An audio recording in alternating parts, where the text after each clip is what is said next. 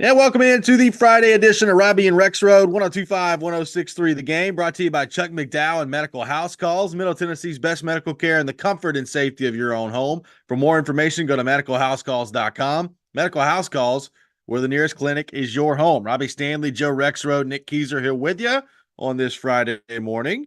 Joe Rexrode, good morning. How are you? Doing fine. Got another sunrise coming up over my shoulder, so doing fine.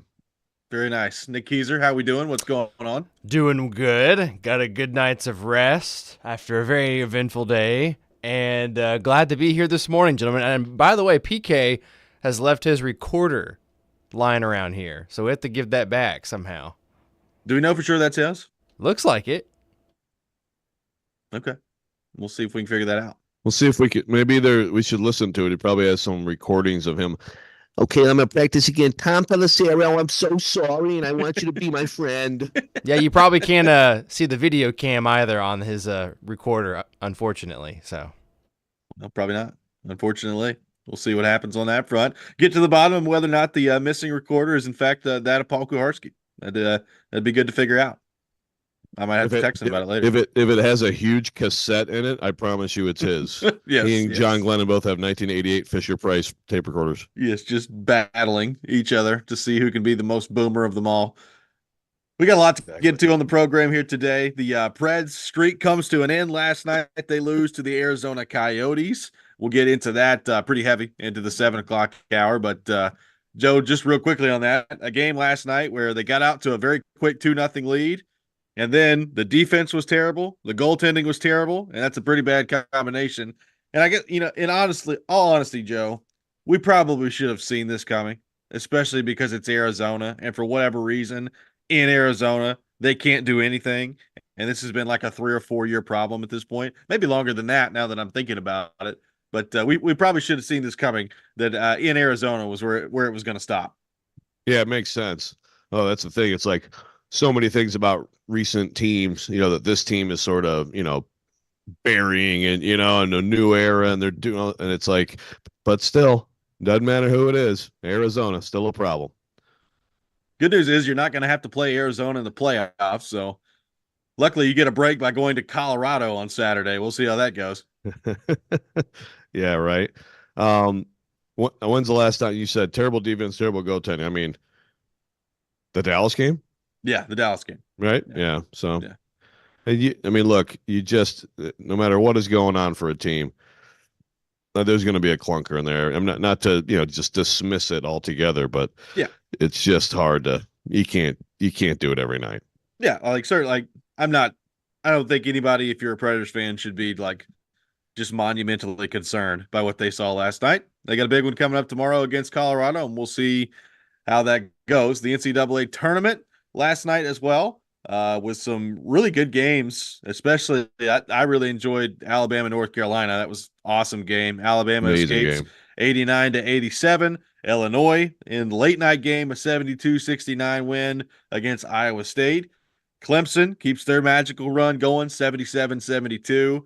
And UConn totally destroying San Diego State, 82-52. And really the one game of the night that was not any good whatsoever. Yeah. Man. Yeah, so we'd missed out on what I said going to the tournament is the number one game I want to watch, which is Auburn UConn, which could have been amazing last night. But I do think Illinois has a chance because they're so good offensively to make that a game. We'll see. On the other side, look, we'll see what happens with Tennessee. But the biggest thing that I took away last night is I'm watching Arizona just not able to guard an inbounds pass and just they're just not great. And I'm also watching North Carolina fumble around. I'm like, man, Tennessee could be the one out there, and they would be, and I do think actually that Tennessee, because they used to have a rule where you can't meet a conference opponent until the Elite Eight, but the rule now is the Sweet 16. So I think it would have been Tennessee Bama last night. Hey, maybe Bama would have got them. Bama played amazing. Grant Nelson. I mean, the North and South Dakota basketball stars in this tournament are just crazy, man. They're all over the place. But we'll see what happens this weekend. Tennessee can win 2 games here and get to the Final Four, but if they don't, you're gonna look back at the Kentucky Mississippi State games and say, man, that would have been a good deal for you to get that one instead of getting the two here. No respect for Clemson? What are we talking about? Clemson's on a roll, baby. Well, that's true. Clemson is seriously, like, I've watched 5 minutes of them this year. They bore the hell out of me, and hey, I watched them last night, and I'm like, I bet Dabo's enjoying this. I bet he is. yeah, he's gonna start sticking his snout in there and start trying to get into the celebrations and stuff, But man, I mean, that team in the ACC tournament got like blown out by Boston College. Everybody wanted to fire the coach, Yeah. And now here they are in the Elite Eight. So that's this tournament. There's just some stuff you're just like, I don't know. I can't tell you why. Yeah, it's a wild tournament, and I thought overall, other than the UConn game, who, by the way, it looks like they may just be on their way to capturing this thing up again. We'll see what happens on that front, but they've been unbelievably impressive. I mean, Purdue has too, so we'll see what happens there. But it's been a heck of a run for UConn to this point. But a good night overall, other than that game in the NCAA tournament last night. And then there's Tennessee tonight. Tennessee taking on Creighton in the Sweet 16. We talked about the matchup yesterday, Joe. We're going to get into kind of the fan base Rick Barnes part of this here in just a few minutes. But a big one tonight for the Vols, the late tip here. So locally here in Nashville, it's a 9:09 tip tonight. So it's going to be a late one for Tennessee and Creighton. But you got NC State Marquette today, Gonzaga, Purdue. The winner of that, if you're Tennessee and you beat Creighton, you take on the winner of Gonzaga, Purdue. And then Duke and Houston, the other game in the South region today, which also I think has a chance to be a pretty good one. But big one tonight for Tennessee. And if you're able to get the win and get to the Elite Eight, that's a big deal for this program. Absolutely. I mean, first of all, second time ever, right? As we've talked about. First time, Bruce Pearl, St. Louis, 2010, lost to Michigan State. And that was a wild game. Free throws, and Draymond made the late pass, and there was a foul at like 2.2 of a second or whatever the heck it was. Heartbreaker. But you win tonight, and you set yourself up for the biggest win in school history, right? I mean, that's what it is. I mean, you win tonight, and you are 40 minutes away from the biggest win in Tennessee men's basketball history. So that's pretty heady stuff. And tonight, I mean, I've been saying all week I like the matchup for Tennessee because there's no one on Creighton who individually I think is a problem. Now, Baylor Shireman, third-team All-Americans, 18 points a game, 6'6", incredible shooter. So, that you have to stay attached to that guy. But if you don't have someone in particular, usually a point guard or a wing who's really explosive, who can just take someone and force people to rotate and help off people, I think Tennessee will, be able to stay with everyone. The 7-footer is a big key, Kalkbrenner, and against Adu. And then, it's also, can Tennessee actually turn them over and really disrupt them? I mean, if they hold on to the ball, they're going to get some shots, and they do shoot it at a very high level. And Vescovy, apparently under the weather yesterday, but expected to play tonight. So we'll see, number one, if he can play. Number two, how effective he'll be if he can play. And number three, Joe, anytime I see somebody under the weather this time of year around the team, I'm like, okay, is this going to be like some big breakout in the Tennessee locker room, or are they just going to be able to avoid this? Yeah, no kidding. Now that you mention it, I was in that locker room yesterday. I'm feeling a little bit sick today, so I hope that's not. Oh boy, I hope that's not a sign of things to come. Everybody seemed fine in there, so and yeah, it's expected to play. I mean, if he can't go or if he's limited, then that's Meshack and Gainey. I mean, they have depth, and Gainey's a guy who, man, if they could get him to hit a couple shots, I mean, he's really struggling with that shot, but he was really good defensively against Texas. I mean, he's not as good as Vescovy, I'd say, consistently, but they do have some answers there if there's a limitation on Vescovy. Big game for the Vols tonight in the Sweet 16. We'll take your thoughts on that. 615-737-1025, our phone number, 615-737-1025. And my question for Tennessee fans and my question for Joe Rexrode this morning, if they win tonight and they get to the Elite Eight, is that enough to quiet the Rick Barnes tournament stuff that we talk about all the time. We'll get into that coming up next. This is Robby and Rexrode, 102.5, 106.3, The Game.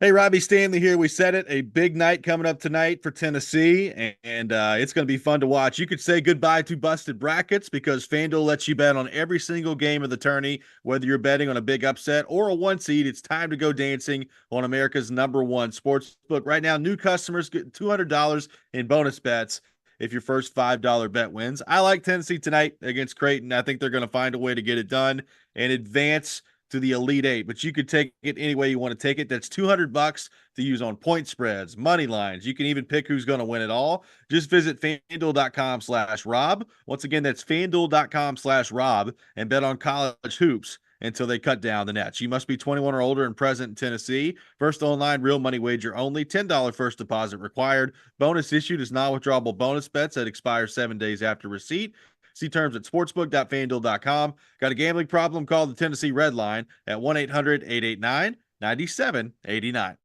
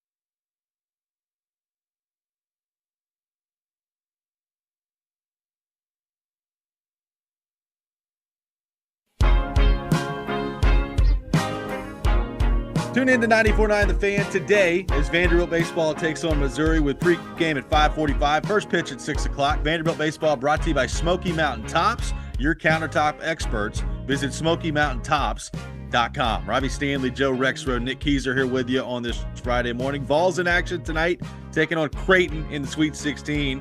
with an opportunity, Joe, to advance to the Elite Eight for the second time in program history. And we talked about it, at least I think from our vantage point heading into the tournament. If you get to the Elite Eight, the matchup, presumably, assuming they win today, which may be too much of an assumption, but I'm just like, go ahead and write them in. Purdue taking down Gonzaga. Like, assuming that happens, then if you're Tennessee and you win tonight, you'll be taking on Purdue in the Elite Eight. They are the 1 seed. They have beaten you already once this year, and they are, in many people's mind, either the favorite or the second favorite to win the national title behind UConn. So it's a long way of me saying if Tennessee wins tonight, goes to the Elite Eight, they lose to Purdue, there's really no shame in losing to this Purdue team. But given the history of Tennessee, given the history of Rick Barnes in this tournament, the one Final Four appearance that he has, and it was a long time ago, I ask you, if Tennessee wins tonight, they get to the Elite Eight, regardless of what happens from here moving forward, is that enough to quiet the noise? Should that be enough to quiet the noise on the Rick Barnes tournament struggles that Tennessee fans have talked about that have been such a popular topic of conversation this time of year? Well, I think it depends on the specific nature of the noise, because I think you still could sit there as a Tennessee fan and say, okay, so when are we going to the Final Four? If this team with this guy who's going to be a first round pick and he joins this already really good team, and we have all these things going for us, when will the Tennessee men's basketball fan get to enjoy the Final Four? I mean, I think that's and is Rick Barnes, is it just going to take a coach other than Rick Barnes to make it happen? I mean, I think that would still be a complaint, and a fair complaint. I also think that, like you have to also acknowledge matching the greatest run that Tennessee men's basketball has ever had, and it's only happened one time. You have to acknowledge that, So I think it would quiet it some, but we've been talking about it all year. Like, I think this team's good enough to win a national championship when it's playing its absolute best. And so it also depends on how the games go, right? Like, especially like if it does happen with Purdue, I think it's going to be Purdue. I mean, if you tell me right now Gonzaga is going to hit 15 threes tonight and pull a Clemson on them, I mean, that happens in the tournament, but I think it'll be Purdue. Does Tennessee play at its highest level or close to it in this incredible game and lose a heartbreaker to, a team with a 7-4 guy who's just dominant? Then I think you have to look at that and say a heartbreaker for one, but also I don't think yelling at Rick Barnes would be the thing at that point. Would be, it's just, but it is history, Robbie. It's his history. It's always going to come back around. So I think it quiets it some. It's sort of like how level-headed a fan you are in there, but I think you're still going to have a wide range of reactions to that. Well, I can tell you this: if they lose tonight, then it's not going to be quiet at all. I mean, if they lose the game tonight in the Sweet 16 and fail to advance to the Elite Eight, at least with this group, then all that stuff that we've talked about with Rick Barnes, it's just going to come right back up at the end of the game tonight. It's what we'll be talking about on Monday morning, and it's what'll be kind of haunting this program heading into the offseason of, like you said, you had this great team, an SEC regular season title. You had things kind of line up for you where you had a special player in Dalton Connect and you got beat in the Sweet 16. Like, that's going to be directly on Rick Barnes. Regardless, like if Tennessee goes out there and their players just choke and they shoot like 21% from the field tonight, it's still going to be on Rick Barnes. And that's what the fan base is going to say. Like, I do think there's a huge difference, or at least there should be, in my opinion, a huge difference in losing to Purdue in the Elite Eight and losing this game tonight. Not that Creighton's not a good team, not that Creighton can't beat you, like they absolutely can. But to me, there's a huge difference in the reaction of what we're going to see from the fan base if they lose tonight rather than lose on Sunday to Purdue.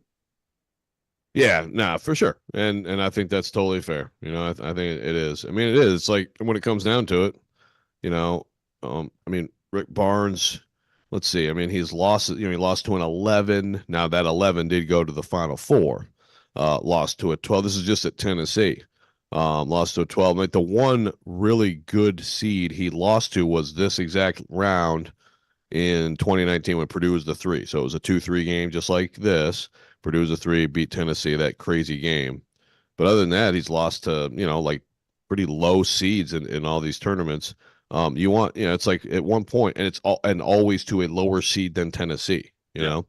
So yeah, 2-3 obviously is close you can get, but yeah, like can you handle the team seated lower than you in a season when you were this good, when you were this close to a 1 seed? But again, I think also not just the Barnes tournament stuff and everything, but also like, man, you guys blew it. If they don't get out this weekend, you guys could have been somewhere else, I think, with a better draw and didn't get that. So that'll also be part of the discussion. Well, and then on the flip side of things, Joe, I mean, this weekend has the chance to be like the seminal moment for the Tennessee men's basketball program. Like if you could pull it off tonight and you could pull it off on Sunday against Purdue or Gonzaga and you're able to get to the Final Four, I mean, this is clearly at that point the best Tennessee team of all time. And you put yourself in a Final Four with a chance to go compete for the national title. So, you know, focusing on like the pressure that's on Tennessee, I think is real. But also, if you're able to deliver and come through, this has a chance to be kind of that groundbreaking moment for the Tennessee men's basketball program that I think the fan base has been waiting on. No doubt. And the thing is, it's very similar on the Purdue side, but like with both Rick Barnes and Matt Painter, not only would it be this huge moment for both of those programs, their fan bases, but I think college basketball at large would like to see one of these guys be in the Final Four. Rick's been there one time, Matt's never been there, and they're both they really are like two of the, I think, best, most liked people, coaching in college sports, probably, So it's really interesting if they match up too, like that. There's a lot of sentiment behind it with both, and you know, I, I mean, they've played this year. Tennessee was a totally different team. Zakai Ziegler was, I mean, he was playing, but he wasn't. He wasn't himself. He wasn't what he became. He was playing really early on that knee, and he was a shell of what he is now, right? I mean, now he really is one of the best point guards in the country. And by the way, if we do get to that matchup, Zakai Ziegler, just like a lot of great athletes, they have the kind of chip on the shoulder about whatever you can find. And, the top 5 for the Bob Cousy includes Braden Smith of Purdue, does not include Zakai Ziegler, which I objectively, that's that's bad. Braden Smith's a good player. He is. But Zakai Ziegler, his numbers have suffered because he played early in the season when he was out there and he just wasn't, you go look at what his numbers have been from SEC play on, they're elite. So there's another little thing as part of that game, but also the whole Barnes Painter thing. It would be pretty epic to get to that game. And if Tennessee were to win that game, yeah, I mean, you're talking, you're just blowing up narratives and you're the celebration. I would imagine, Tennessee fans, you see what happens like with baseball, when something big happens or whatever it is. Like I would imagine like the flock to Arizona would be pretty epic. That'd be my guess. Oh, yeah. Are you ready for a text from Scott, my Alabama fan father? He said, Yes. Plus, you add in the fact that Alabama is in the Elite Eight, the realization of still being inferior, and you can't beat them in anything. This from my dad on the text line, on my personal text line. Didn't Tennessee sweep Alabama this year? Yeah, I don't think he cares about that right now. I think he's just setting things up. Oh man, yeah. Well, hey, how about I'm gonna need Rick Barnes to win tonight. That'd be great. How about a Tennessee Alabama national championship game? I'm here for it. I mean, we got an Alabama Clemson Elite Eight game, which is like Tua against Trevor or whatever. So why not? Just keep them coming. No question about it. 615-737-1025 is our phone number. Throwing the question out to you: if Tennessee can win, if they can get to the Elite Eight, does that quiet the noise on the Rick Barnes tournament stuff? And what do you make of the opportunity in front of Tennessee basketball this week with a chance to get to the Final Four for the first time? We'll take your thoughts on all that. 615-737-1025 is our phone number. You're listening to Robby and Rexrode, 1025-1063, The Game.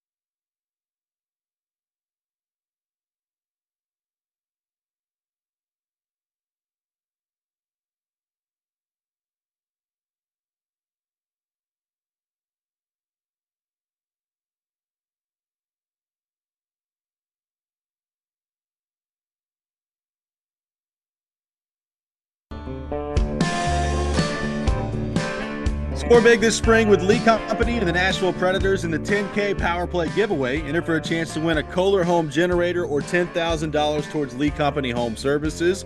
Go online to leecompany.com/giveaway in order to enter. Once again, that's leecompany.com/giveaway. The 10K Power Play giveaway. Contest entries are accepted until Saturday, April the 20th.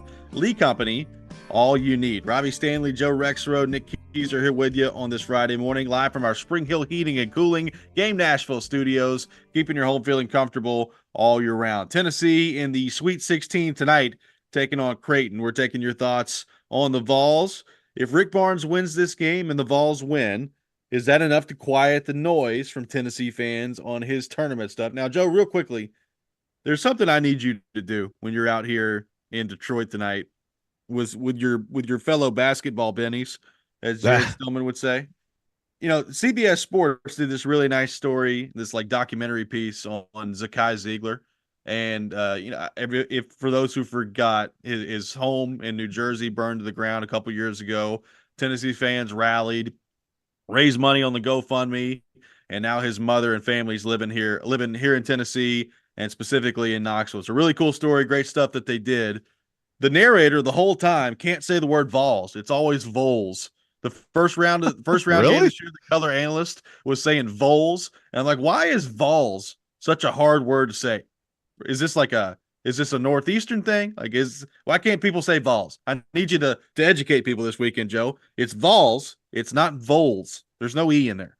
It's Vols, or I will accept vowels, but Yeah, not that too. Vols. Yeah, Vols. Okay, I'll Not keep close.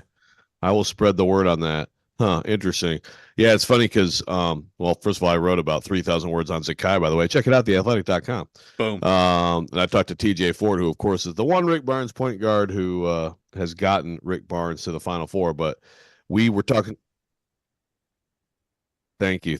But I was talking with Zakai yesterday about that piece, and I'm like, yeah, it's really interesting that that came out now. He's like, so the film crew was there for the Arkansas game last year, and he tore his ACL. So basically, this was going to run last year, and they tore his ACL that night, and they were going to do it in the tournament and everything, and then it was like, okay. But it's also weird if you think about that. It's like, so they waited till this weekend? Like they knew for sure they were going to make this weekend? You know what I mean? Yeah, that's strange. Meanwhile, in a year, they could have figured out how to say Vols. But I guess they didn't. They didn't do it. Yeah.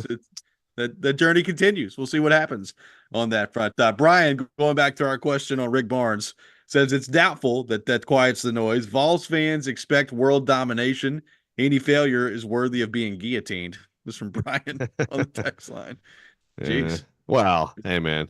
The Vol Twitter reaction to things. I mean, I'll still never forget when they lost to Loyola. Oh, good boy. God. No. Whoever. And he was like one of those radio dudes, right? He's like, bleep Sister Jean. Like, okay, man. Yeah, I think it was. All right. And calm down, buddy. Thanks. I remember David Haw, friend of the show from Chicago, wrote a column. He was still writing for the Tribune. He called this dude up and was like, what's wrong with you? You seriously tweeted bleep Sister Jean? Do you understand what an idiot you are? And the guy was like, I don't remember what he said, but yeah, there's going to be some reaction of any Tennessee loss that is going to be like the world is ending. Sure. But like we're talking about the bulk, right? Yeah, I think so. And I think the bulk, if you win tonight, now I do think probably some of it depends on how you play against Purdue. Like if Purdue just beats you by 25 points, I think that's much different than you losing, by 2 or 3 in a heartbreaking game on Sunday, and that's back and forth. Like if you just get dominated by Purdue, I think the reaction's different from that too. So there's a little bit of nuance in this discussion when it comes to how the fan base is going to react to if they lose on Sunday in the Elite Eight. Now, obviously, if they break down the door and win, then I think if they get back to the Final Four, the Rick Barnes stuff is probably over with at that point in terms of the tournament. Well, yeah, look, I mean, and then, then you get to the Final Four and you're going to have an entire week of build up. And so they're going to play, let's see. Well, I guess they would play either, Houston, Duke, NC State, or Marquette, right? I think that's their side of the bracket, isn't it? I believe so. Yeah. But you're going to have this whole week and you're like, why, okay, let's talk national championship. but just to be in the Final Four alone is, I mean, again, it's like getting to the Super Bowl in the NFL. I know it's 4 teams, but that week lead up is for the 4-team tournament. You have that quick turnaround on a stupid Monday night, late start for the national championship game, but it's a different experience altogether. It would be gigantic for the program. And yeah, I mean, I think the Rick Barnes stuff would quiet. Look, the Rick Barnes stuff, whatever happens this weekend, at some point he's going to retire, and I don't think it's like way down the road. And then we'll see if somebody else can have the kind of consistent excellence that he's had. It just hasn't happened. I think Bruce Pearl was also a guy who was doing that, and then as we talked about, he screwed it up. But that's always the counter to the whole Rick Barnes thing is, okay, well, do you like winning and being high seeds and being in the tournament every year? But it's fair on both sides. At some point, if you can't take a great team like this and go deep, then when are you going to go deep? What do you think? Let's say they win this weekend, they get to the Final Four. What does the buzz look like? Maybe even around here with casual basketball fans, but who are big Tennessee fans. What do you think the buzz looks like for this Tennessee team if they're able to break through this weekend? First of all, I'm really interested to see tonight what it looks like in there. I mean, from what I've seen around here, Purdue fans are, all over the place. They've known all season they were going to play here. They've known they were going to be a 1 seed. They've known they're going to play here. It's like a 3-hour drive to Purdue. So, that's going to be the dominant fan base. But what kind of what kind of turnout are we looking at with Vols fans here? But regardless, if they win 2 games here, I think you're going to see people like, okay, this is once in a lifetime. This is a Final Four, and I think it'll be wildfire on this. Like I said earlier, like we've seen it with baseball, and I know some of that stuff. It's still built over time with baseball excitement. But I think that there's a lot of fans of Tennessee that I think do just feel like they can't trust it. They can't totally throw themselves into it because they just expect to be heartbroken.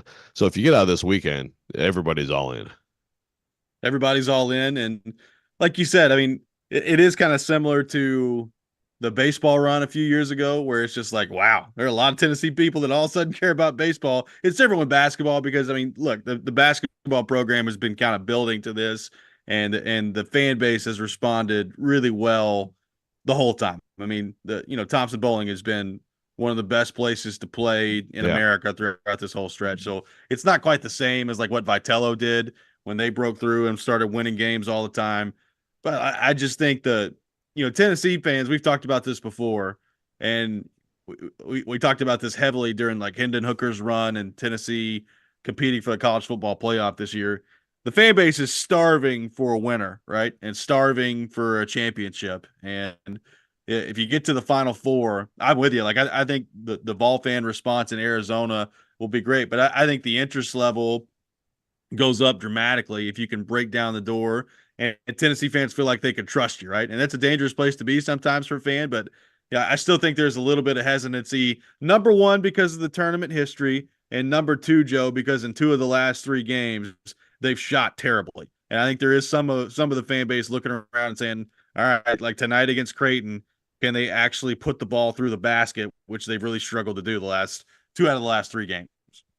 Yeah. Ryan Shumpert does a really good job for Rocky Top Insider. I mean, he had a piece breaking it down month by month, and yeah, I mean, this month has just been bad. And so there is a team wide concern. I do feel like early in this game tonight, that just having a couple go down would be big. You don't want to get into another one of those nights where it just starts to get like the groan every time a 3-pointer goes up. Too many guys on this team that can shoot it for that. And again, I said this earlier in the week, but Ziegler and Connect, you need role players to chip in and hit shots, but those guys have got to play well. I mentioned earlier Ziegler, right? He was a shell of himself early in the season when they played Purdue and Maui. He played 28 minutes off the bench, 2 for 11, 1 for 7 from 3, 5 points. He had 3 assists and 3 turnovers. It's a terrible game. Yep. That's not him. That's not who he is. Connect only had 16. Adu had 1 rebound and 5 points. and on the other side, Fletcher Lawyer, who is very good, sophomore shooter, had 27, along with Edie's 23 and 10. Again, they lost 71-67. First of all, I'm already looking ahead to that matchup, which we can do in media. Vols can't do, or they will not play in that game. But Correct. there's a lot of growth, especially in some of those key guys from then to here, that could be really applied to that game, and it was already interesting the first time around. Raymond and Franklin on the text line, going back to the Vols pronunciation thing, says, spread the word, Joe. Just don't spread those mints around. Do you have any mints with you, and are they loose this weekend? I'm not making this up. Yesterday, I went into the Tennessee locker room, but I was walking around the arena and everything. I put one of my pocket mints in my little shirt pocket. Oh my God. So so as soon as I got in there, I'm like, all right, pop it out of my little, there it is, my little mint pocket. I have it. But it's okay to have your own mints in your pocket, right? Yeah, you okay, didn't. Everybody, You didn't distribute them to anyone else. No, I'm done with that. Anybody want my pocket mints? Pocket mints. Going once, going twice. Anybody want one? Need one of those jackets like with watches, but with like loose mints that are just stuck to the jacket. Rick Barnes, would you like some? I did tell you that. Oh no, did I tell you? I didn't tell you because it was after the show. So into the arena yesterday, I get into the elevator. It stops in the floor 50 something. Pops in, but Rick and Candy Barnes. How about that? Wow. Like, hey, how you guys doing? Where are you going? And they were going to the ballroom, and I'm like, oh, team stuff. Gotcha. Yeah. Someone says, "Damn, Joe, how many Bud Ice did you have? You sound rough." Yeah, no, I took it easy, man. I can't totally get over this sick thing, but I have not had a Bud Ice, I would say, since about 1993. Thank goodness. That's a bad beer. 615-737-1025, our phone number. We'll continue to take your thoughts on the Vols. We'll also get into the Titans coming up next. Jared Stillman will join us at 7 o'clock. We'll get into the Preds and their streak coming to an end last night with him. All that coming up. You're listening to Robby and Rexrode, 1025, 1063, The Game.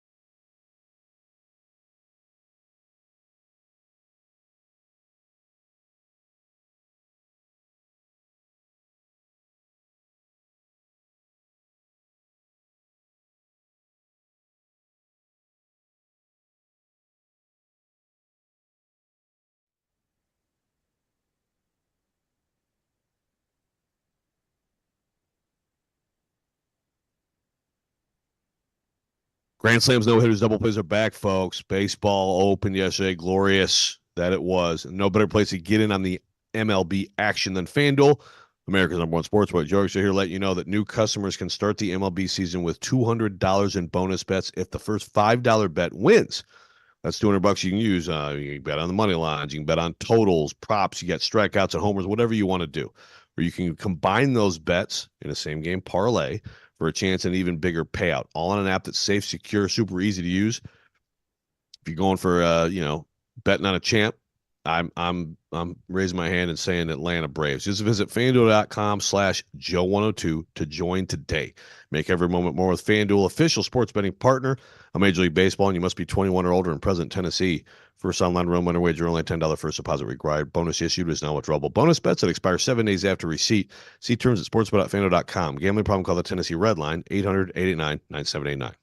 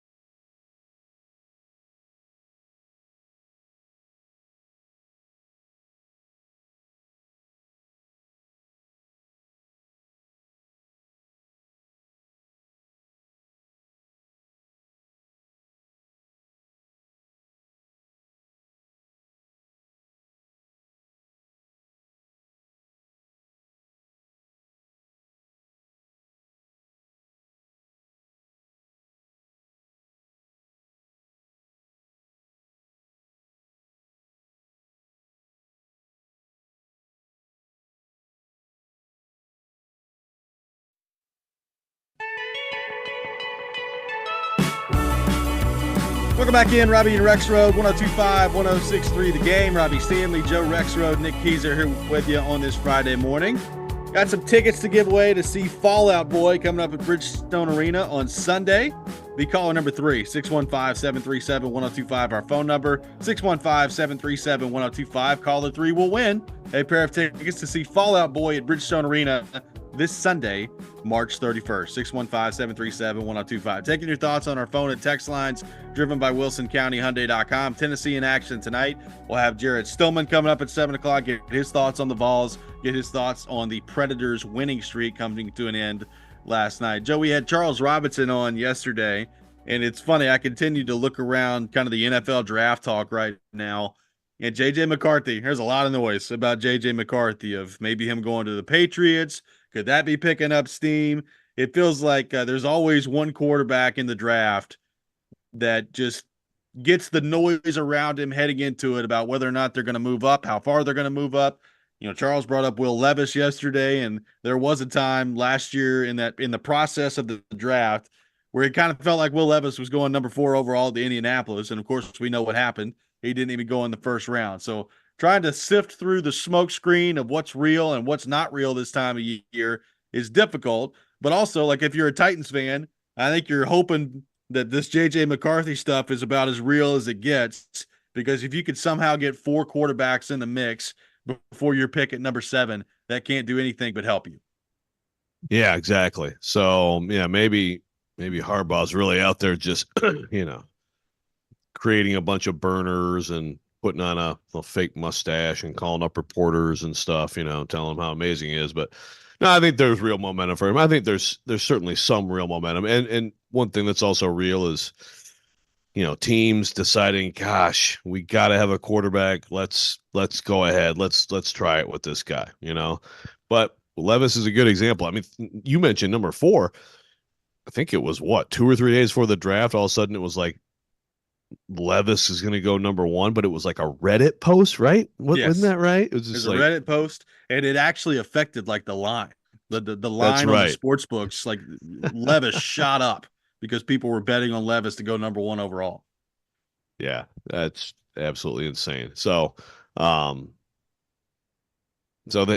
Levis was an interesting one. I mean, Levis, I think, could end up being a heck of a bargain. Obviously, if he's what the Titans hope he is or close to it, and they got him in the second round, that's a heck of a bargain. But what you see a lot is, what you see mostly, predominantly, you see quarterbacks go in the first round. They don't live up to the billing. That doesn't stop people from doing it. So I think there's a real chance that it does work out that way.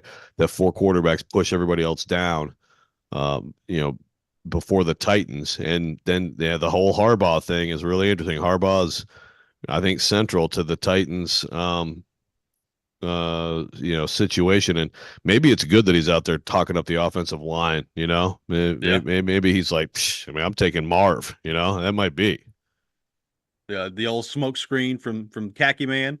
I wonder if Connor Stallions is back as in the employ of Jim Harbaugh, and maybe what he could be doing for the Chargers right now. We'll have to wait and see on that front. Got a texter that says, I'm hoping for a Doomsday at 7. Callahan needs elite wide receivers in his system. D-Hop has 1 year left. I think a lot of people, Joe, have dismissed, now that they have Calvin Ridley and that we know they need a left tackle, like the idea of taking a wide receiver at number 7 has been dismissed by a lot of Titans fans.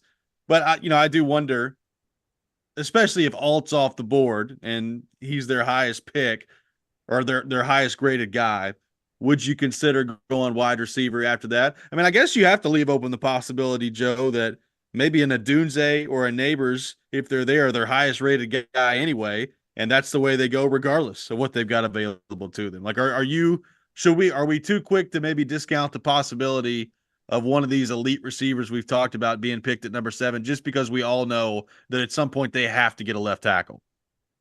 Yeah, probably, because if it's somebody and they're like, oh my gosh, this is our top guy on the board, and this is a star receiver, and again, it's true. D-Hop has 1 year left on his deal. I mean, I absolutely can make a case for that, especially with the tackle depth. Now, there's a receiver depth too. But if you like the tackle depth and you think that you can get a starting left tackle in the second round, because I think you would have to then restrict yourself to need in your next pick. I really do. And I know some people would still say, man, if you were just going to be if you're going to be guided totally by need, you're gonna have a worse roster than you should have over time. But I think that it would be malpractice to do all these things and then not get a left tackle for your young quarterback, you know, Yes. and they don't have one. So, so I think that that's the only thing is then you're like, okay, then the best possible option at left tackle has to be that 38. Right. And you can't, to me, you can't walk out of the first 2 rounds without a left tackle. I mean, that'd be a disaster. I think if you're Rand Carthon and the Titans. One thing that is interesting about this draft process, and we you know, Kuharski was with us earlier in this week and talked about inside linebacker and how the Titans could draft one maybe a little bit later in the draft. Who's wearing the green dot? Like, who's going to be in charge of lining people up? And if it's not going to be Kenneth Murray, which I don't think it will be, how do we feel about a rookie coming in and doing that? Like that seems like a lot to ask for from a rookie coming in and playing in the NFL for a first time while also being responsible out there for the defense and the front seven lining up and recognizing NFL style offenses and those kind of things. So what do we make of that part of it? Yeah, well, Trevor Maddich, we got Jared coming up. So I mentioned this the other day. I really enjoyed the Trevor Maddich segment this week, and they talked about that. And according to Trevor, and I think Trevor has great insights, on things like this. He's like, there's just no way that a rookie can do that. You can't do that to a rookie. So it's like, okay, well then who's the veteran? Then is it Dr. Jack? May have to be. The Dr. Jack Gibbons and Kenneth Murray then in the middle there? I mean, yeah, it may have to be there. I don't even know who right now on the veteran side of things is possible at inside linebacker. There is always, the trade possibility too. But I do think that again, it's like, okay, you always like, I do think they should draft this and this and this. And it's like, well, they're not going to draft all those things. I think you definitely make a case for them to somewhere try to get another inside linebacker in this draft. But yeah, I don't think that person, the thing is like, even if you think, okay, like a rookie, like a really talented high end rookie could do it, could wear the green dot. You're not drafting high enough for that anyway, right? No. I mean, you're drafting someone that you hope to develop into someone who can see the field. So I think my guess right now is Gibbons. I mean, Zach Cunningham's out there. Oh boy. Shaq Leonard's out there, which if you'd have told me that like 3 years ago, that'd have been very exciting. Yeah, jump all over that. Back in his days of being Darius. That's right. Yeah, I know, and he's had way too much stuff. He's had Yeah. way too much stuff to with the back and everything.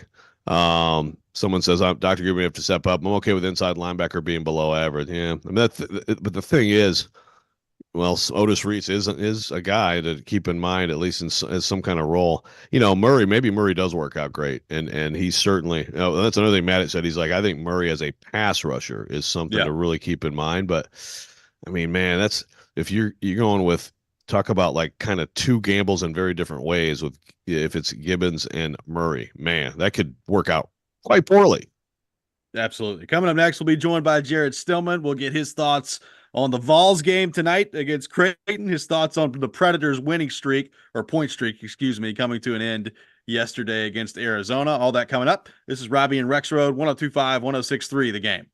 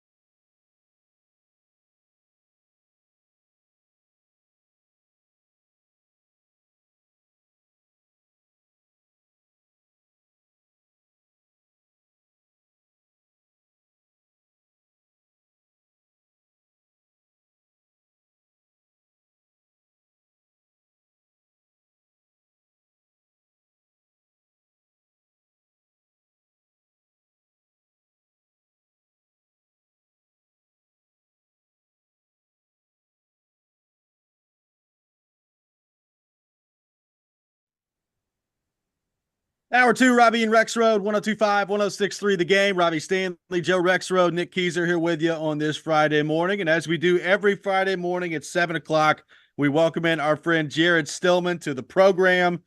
Jared, good morning. How are you? I'm fabulous. How are you guys? We're awesome. Thanks for taking time to be with us. Jared, I'm going to throw out the question that we discussed earlier in the program. Tennessee taking on Creighton tonight. If Rick Barnes and Tennessee win and they get to the Elite Eight, is that enough to quiet the tournament noise on Rick Barnes, or does it have to be the Final Four at least, in your opinion?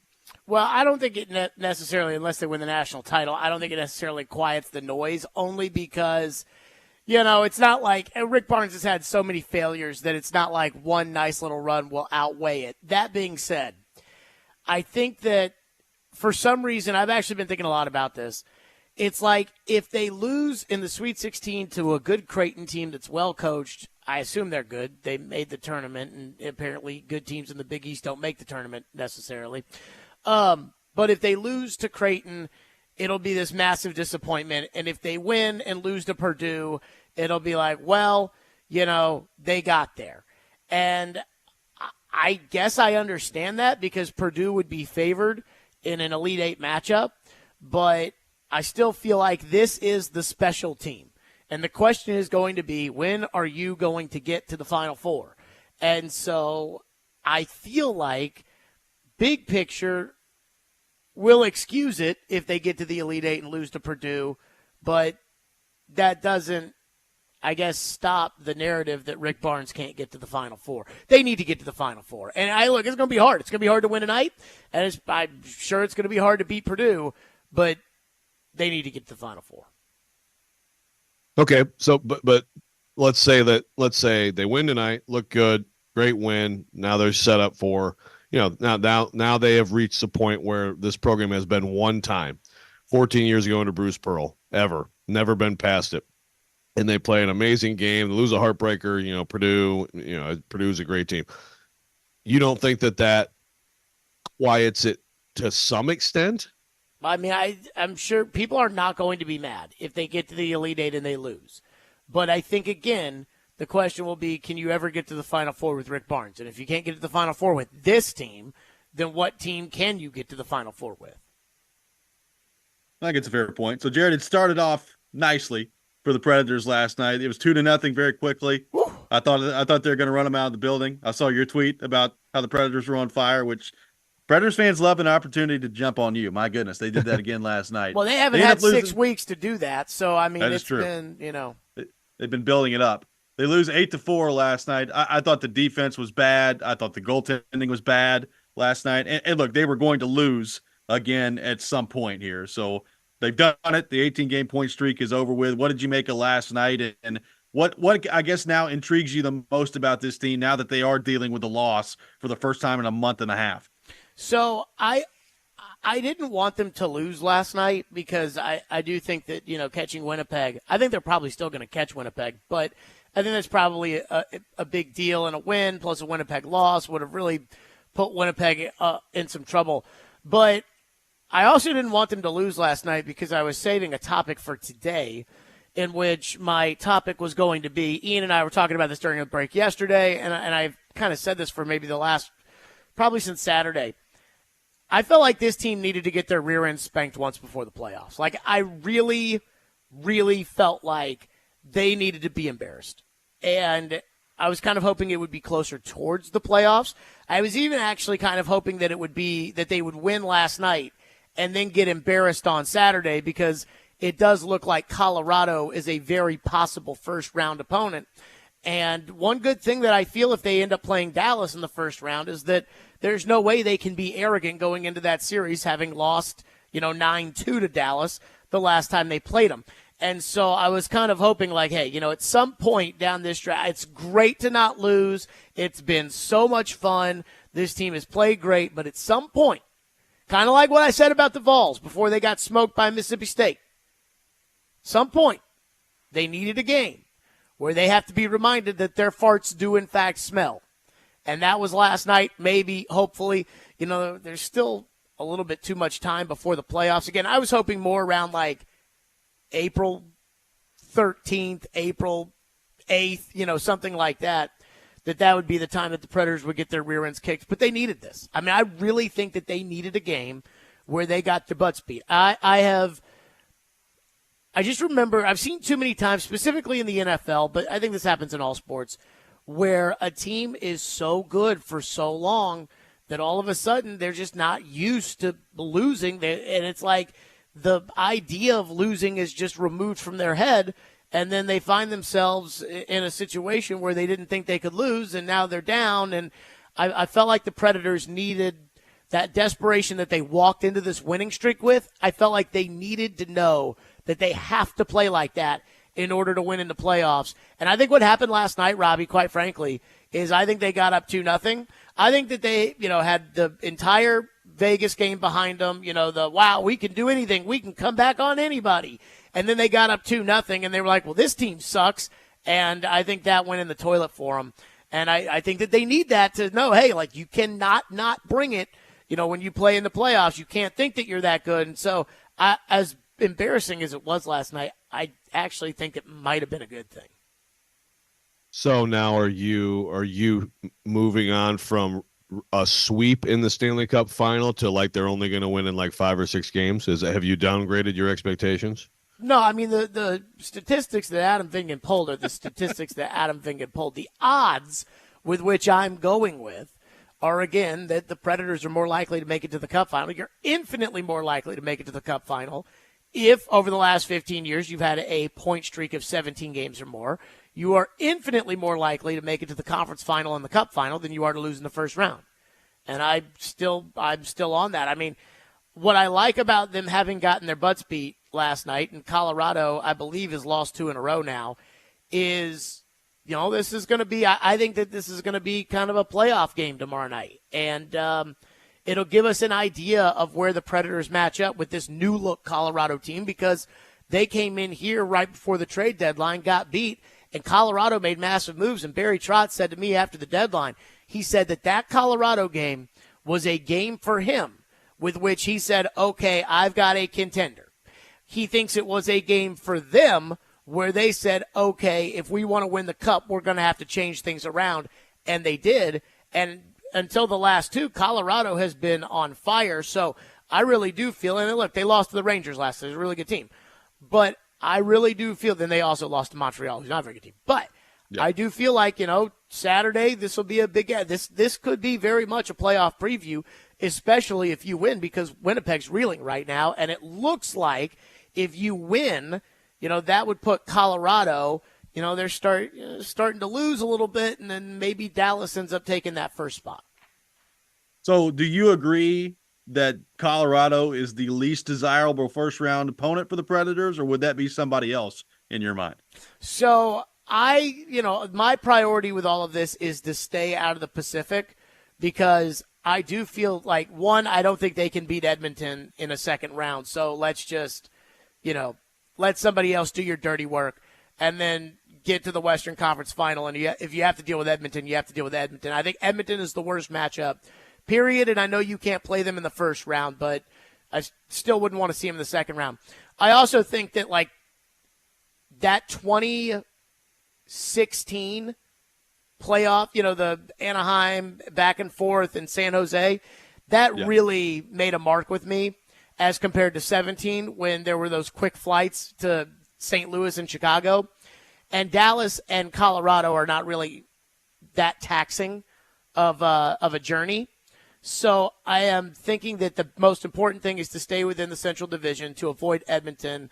And then I would prefer to play Dallas or Winnipeg, which you're not going to play Winnipeg, but I'd prefer to play Dallas or Winnipeg in the first round instead of Colorado. But I'd much rather play Colorado in the first round than have to go into the Pacific Division, play a very fast Vancouver team, travel to Vancouver, travel back to Nashville, travel to Vancouver, travel back to Nashville, travel to Edmonton, travel back to Nashville. Like, I think that that's bad for them. So I am not in avoid Colorado at all costs. Plus, sometimes it's best to get these guys early in the playoffs than it is to get them late. Someone on the text line suggests that you're going to fire Trotz tonight. I don't think you're going to do that. However, this point streak stat you got from Vingan, I feel like you're setting yourself up for big time disappointment, man, and possibly big time anger if it doesn't work out. Are you going to be able to be level-headed about this, Jared?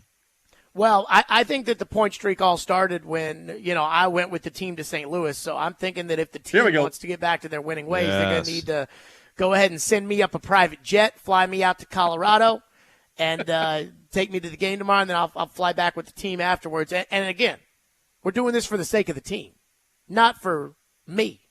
That's right. Selflessness right here. I will say this, though. I thought about this last night. Somebody texted into the text line yesterday and was like, if Rand Carthon talked to you the way Barry Trotz did, you would praise Rand Carthon the way you praise Barry Trotz. And I was like, if Rand Carthon made the Titans a Super Bowl contender in his first year, I'd probably praise Rand Carthon the way I'm praising Barry Trotz. There we go. Jared Stillman with us every Friday morning at 7 o'clock here on the program. Jared, enjoy yourself this weekend. Have fun. We'll talk to you next week. Good luck to your Vols, guys. Thank you. Vols. Yes, thank you. Joe, big Vols guy. Big Vols guy? Who, Jared? You are. Yeah, you I are. am? Oh, well, you said you're Vols. GB Joe, man. GB Joe. Have at it. Embrace it. Hey, look. Check it out, man. Check it out. Ooh, orange Hear bracelet. that? So this is at the Marriott Renaissance Center. Instead of keys, they give you a wristband like you're at a rock festival. Kind of like it though. But it's orange. 737-1025. We'll react to what Jared had to say. Take your thoughts on the Preds. The point streak comes to an end last night. What did we make of the game? And what's the next challenge now for the Predators now that the point streak has come to an end? We'll get into all that next. This is Robby and Rexrode, 102.5, 106.3 The Game.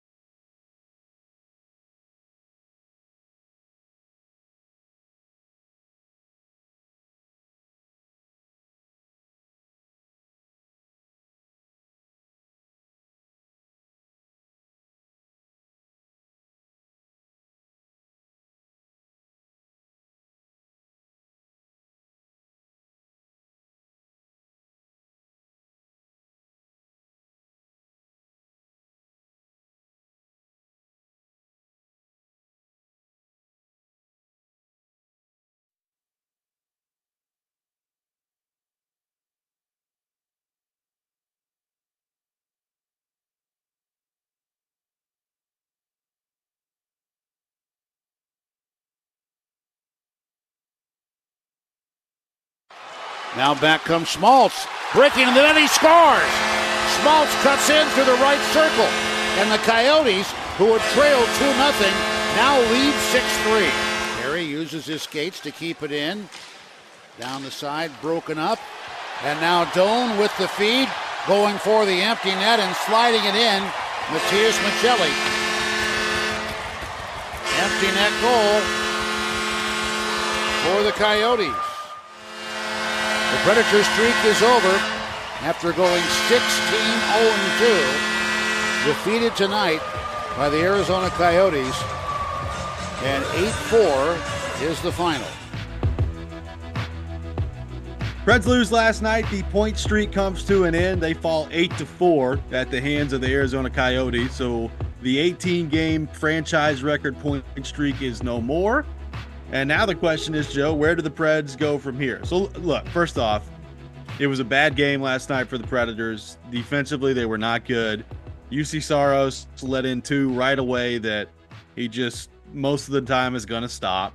I thought the fourth one, I can't even remember if it was the fourth one or the fifth one at this point, whatever goal Bukestad's goal was, he was all alone in front, so it's bad defense. I also thought it was a goal that usually UC Saros can make the save on. So nobody really all that sharp last night. I mean, they did score 4 goals. They had 2 right off the bat from Jason Zucker. The second game in a row, Joe, where everybody clicked on pick to click except Nick Keyser. So it got a kind of some momentum going right now in the Preds pick to click competition. But the point streak is now over, and really it was an interesting night last night. So the Predators lose, St. Louis and Minnesota both win. So you're only 8 points up on St. Louis. Now you've drawn even in games played. So there's still kind of the back pressure that's in the back of your mind of teams behind you. Vegas won last night against Winnipeg. So Vegas has leapfrogged LA for the 3rd spot in the Pacific Division. LA's 3 points behind you for the 2nd wild card spot. And then Winnipeg lost to Vegas. So Winnipeg is still 4 points behind you last night, and you're even in games played with Winnipeg. So depending on how important you think the 3rd spot is of passing Winnipeg, a missed opportunity for you to gain ground on them last night, but at least they didn't win. It is interesting, though. I mean, Dallas with another win. Dallas is 3 points up on Colorado. So right now, and this can change, but right now, like if you win and you get to the 3rd spot, they may lock you in with a date with Colorado. So we'll see how that goes. Yeah. So like if you lose to Colorado in this next game, and actually both ways, it actually helps you avoid them potentially because they, right? Yeah, because well, no, I guess not because never mind. Bad math. I was thinking, because obviously if they are going to not get to Dallas, then you don't want to jump Winnipeg.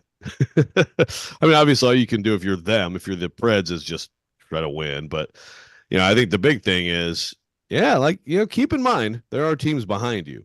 So just like a team can go on an absolute tear, a team can, like you follow up a game like this and now you got to go to Colorado. Okay. We could easily be talking about 2 straight losses, right? So yes. I'm not trying to be an alarmist here, but I'm just saying, like, you keep in mind that there are still teams behind you and that, you haven't clinched anything yet. Exactly. And that's to me is what's important right now. I mean, I've said this the whole time. Worry about making the playoffs first, and then you can worry about what your matchups are after that. And the Predators still have some work to do in order to clinch the playoff spot. Now, we all knew they were going to lose at some point. They've now done it. And this is the first time they're going to have to respond to one in regulation since February the 15th. So, in some ways, Joe, like in some ways I do agree with Jared. Like I think this has a chance to be good for them because I do think there reaches a certain point with a winning streak. And to their credit, they've handled it really well, or a point streak where it's all anybody's talking about. And like you're scared to death to be the one that screws up the point streak. And now that it's over, you can kind of just go play hockey and get back to doing what you've been wanting to do, what you've been working towards. Having said that, I do think the way they were playing during the point streak was just totally, not to borrow their word, but they've been throwing it out there all the time. They were relentless. Like they were all over people and they were smothering people. And the one part I'll say that was concerning about last night was not that they lost, but it's just kind of the way they lost when you give up 8 goals. Like they looked at like a team to me that was spent a little bit. I mean, they were a step slow to everything. And look, Arizona is really young, and they got some guys that are really fast. But some of the decisions they made with the puck last night were really bad. They were out of position. They got torched one-on-one defensively a couple of times. And then you see Saros, when you needed him to make a few saves last night, didn't make them. So, I mean, it was kind of reminiscent of some games he's had earlier this year. And I wonder if that's a sign of fatigue. Is that just one of those nights that you chalk it up that he's been on such a great run lately that it happens? I'm interested to see, like, defensively how they respond after this and in goal with him. Yeah. Like Colton Sissons with those comments, kind of like, I mean, you forget, but it's like you're on a run like this. Like you said, if that relentlessness and the way they want to play is such a huge part of it, isn't that now they've talked about not being as banged up, but isn't that all in some ways more taxing, over Yeah. time? And then you have this momentum, but also you almost have this, like, you can't let the streak die. So you have this crazy gutty comeback against Vegas. And, really maybe some things have eroded a little bit in last week.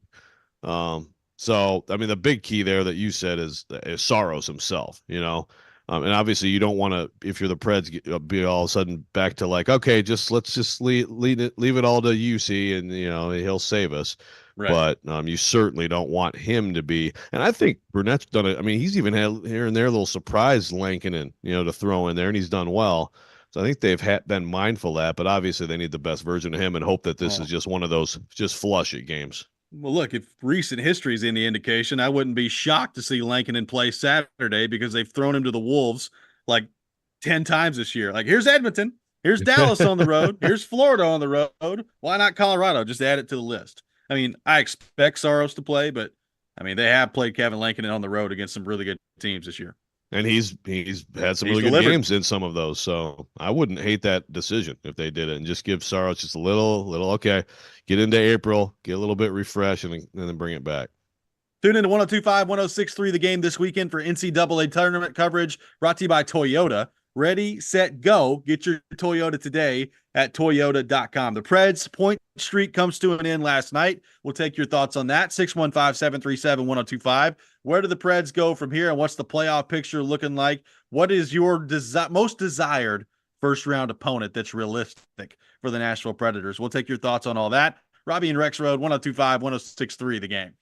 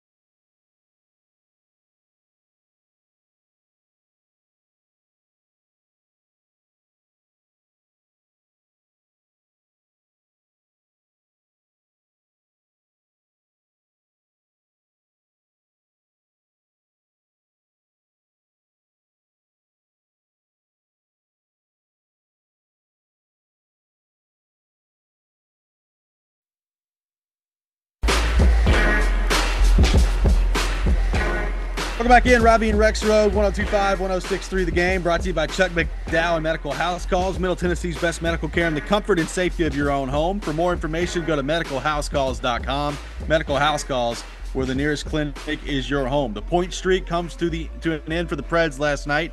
Taking your thoughts on all that, 615-737-1025. Let's go to our 102.5 The Game phone line, driven by WilsonCountyHyundai.com. Welcome in Adam in Portland. Adam, good morning. Thanks for calling in. Hey, Robby, man. So I talked yesterday, and I've been telling my friends this. I told Caroline yesterday that I just wanted to see the Preds lose and see what they do after they lose, because I say anybody could ride a hot streak and ride that like dopamine cloud. We're all excited. Calling them cup contenders, a few weeks after saying that they should sell is kind of unfair to that team, but at the same, it puts unnecessary pressure on them. But I'm interested to see how they play Saturday. I think it's the most important game of the year, in my opinion.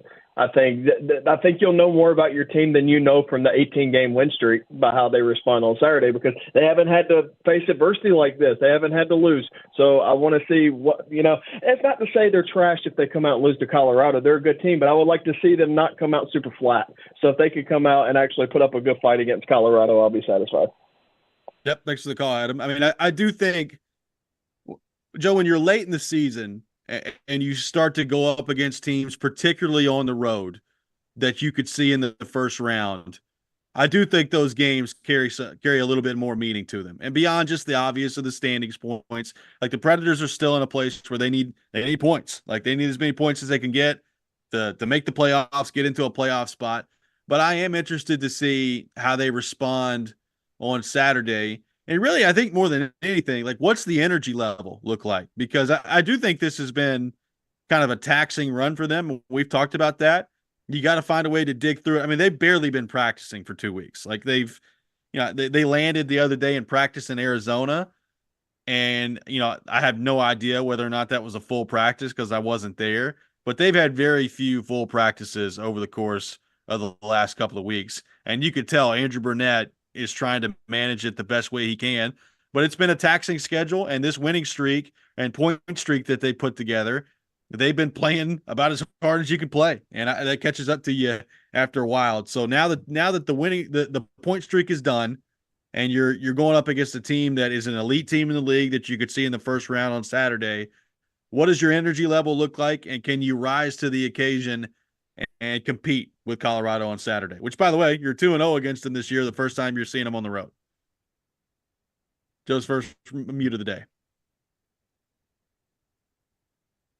And then a long time to figure out how to unmute. Jeez. It's like, you the last time was so impressive, but it was also the vibes were good. So now all of a sudden you get a disturbance in the force. So what does that mean going into the game? I mean, I look at this and I'm like, yeah, it's just not like a game like last night. That's then when you would like it a little bit easier opponent to follow it right up, to immediately, flip it around. Now, also I'll say this though, if they do respond and go beat Colorado after this, then it's really just a blip on the radar, right? Yeah. But yeah, to your point, I mean, it's a grind. I think the way they play, maybe in some ways, and the way that they have played that system, is taxing and all that stuff. I mean, they're obviously not alone in things like travel and not having practice time and just the grueling nature of the NHL schedule. But it's going to be very interesting to see how they respond to this against a team that certainly, if you're the Avs, you're like, come on, you can't beat this team one time all year. I mean, they're going to be, I would assume, very up for this game, and they're in a race themselves to try to win this division. I got a texter that says, I always knew when they finally lost, they'd do so in a way that makes me doubt how good they are. The sting of getting bounced from the Coyotes in the second round of 2012 is still there. That howl after goals. I said this earlier in the show, Joe, we probably should have known Arizona was going to be the game. I mean, it's really, for whatever reason, that place has been a big problem for them. Yeah, and that's the thing. It's of all the things that have changed, have improved, there's such a new era feel. It is a new era, and it feels that way with this team and this season and everything. But not that part. For whatever reason, the Coyotes are it's like the opposite of Roadrunner and Wile E. Coyote. Like the Coyotes are the ones who always have the upper hand no matter what. They are, and it's especially in that building. Like it's really weird, just the foothold they have on the Predators in that building. But I mean, look, every now and then that can happen, right? Like they got caught in basically a track meet last night, and I still think the Predators, with as fast paced as they want to play, and with as smothering as they want to be defensively, I still don't know that a track meet is quite the way that they're going to be successful. It just kind of felt like, for whatever reason, and I'm give Arizona credit for this too. Like their puck decisions were bad last night, and making bad decisions with the puck puts you in bad spots defensively. And I think that happened to them a couple of times last night. The real question here is, like, Saros and Lankinen both, but Saros is the main focal point because he's going to be the starting goalie and get the lion's share of the starts here. They've been so good now throughout this stretch that they haven't had a ton of rough outings or rough goals to put behind them. Can Saros brush that one off last night, and can he brush it off quickly? Because sometimes these things linger with goaltenders. For the most part in his career, they have not lingered. Now, he did go through about a half a season stretch this year where he wasn't very good. So can he shake off what I thought was a subpar performance from him last night quickly? But that's the thing, yeah. And it's so would you rather? I'm sure with him, his answer would be, let me back out there. But if you're Andrew Burnett, like, would you rather give him that opportunity and say, let's wipe the slate clean because you know where you're going, who you're playing? Or is it like, you know what? Let's do a little reset and Lankinen, let's get you ready for this one. I kind of, as we talked about, I'm kind of drifting toward, I kind of like that idea in this game. Yeah, I mean, like I said, it would not be the first time they've done that this year with Lankinen going in and playing against a really tough opponent. There are a lot of Predators fans that were mad that Lankinen didn't start last night. Now they weren't mad before the game; they were mad during the game when they were down, 6-3 at one point. So you just got to get in front of the anchor. That's all I ask. Don't second guess it. Exactly, and also, I guess Jared, as someone texted, he's going to fire Trotz. I mean, I think he's built up some equity with him, and he's built up some, like some patience there with Jared. But you're only a couple bad ones like this away from all of a sudden having a very different tone in the afternoons. I'm just throwing it out there too. When they don't want that. Probably so. Andrew on the text line really wants to play the Dallas Stars. I want Dallas so we can sweep Dallas because F Dallas. This is from Andrew on the text line. A lot of hatred for the Dallas Stars. Yeah, well, I'd like that matchup better than some. The Preds fans just especially hate Dallas. I mean, I guess 2019 they beat them in a playoff series. You got Duchesne now. Is that a thing that makes Preds fans? They definitely don't like Dallas. That's for sure. The Winter Classic played into the it Winter too. Classic. Yeah, that's right. Yeah, I mean, it was a pretty good little rivalry for a while there. I mean, it still is to some degree, even though the cast has changed up a lot. But yeah, I think there's a nice little hatred for Dallas among Predators fans. It's not like Anaheim or Chicago back in the day, but it's a healthy one. Yeah, I mean, it's like the Blues. You kind of hate them too always. Drew in Columbia says, I got tickled at fans online acting annoyed at the Coyote howl. They scored a bunch of goals, and we do that with the cat growl. Our goal song is by the same artist. Now, the goal song is not by the Black Keys, but a little self-awareness, please, folks. Well, that's the thing. If you're an NHL team and your stuff is annoying, that's what it should be. I mean, like the Blackhawks goal song is the most annoying song in the history of music. And it's a great choice by them, right? Because you don't want to hear, I mean, you don't want to hear. That happened a lot this year, but yeah. Well, that's true. And I like it. I mean, think about how much just grind on opposing teams. And I can tell you, opposing players absolutely hate it. Oh, and I don't blame them. That's the goal, right? Like, I think that makes it better. When the opposing fan bases and players hate your goal song, I think that's what you're supposed to be doing. Right. So you let them score 8 on you, you're going to be annoyed. Yeah, you're going to hear it a few times, and that's on you. Got to play a little bit better than that. So I'm interested to see. It's a huge one tomorrow in Colorado. We're going to get to our picks in that in weekend winners coming up a little bit later in the program, but I think a big, if they lose, it's not the end of the world. But I do think it's an interesting litmus test of, all right, you finally lost a game in regulation, and your reward is a team that is one of the elite teams in the league that you could see in the first round. What are you made of? How do you respond to it? That's going to be an interesting way to see how the Predators react to that tomorrow in the altitude, by the way, which they've not had to deal with all year long to this point in Colorado. 615-737-1025 is our phone number. 615-737-1025. Coming up next, it's time for the Rex Rant with Joe Rexrode. You can check it out every morning here on the program. We'll do that next. You're listening to Robby and Rexrode, 1025, 1063, The Game.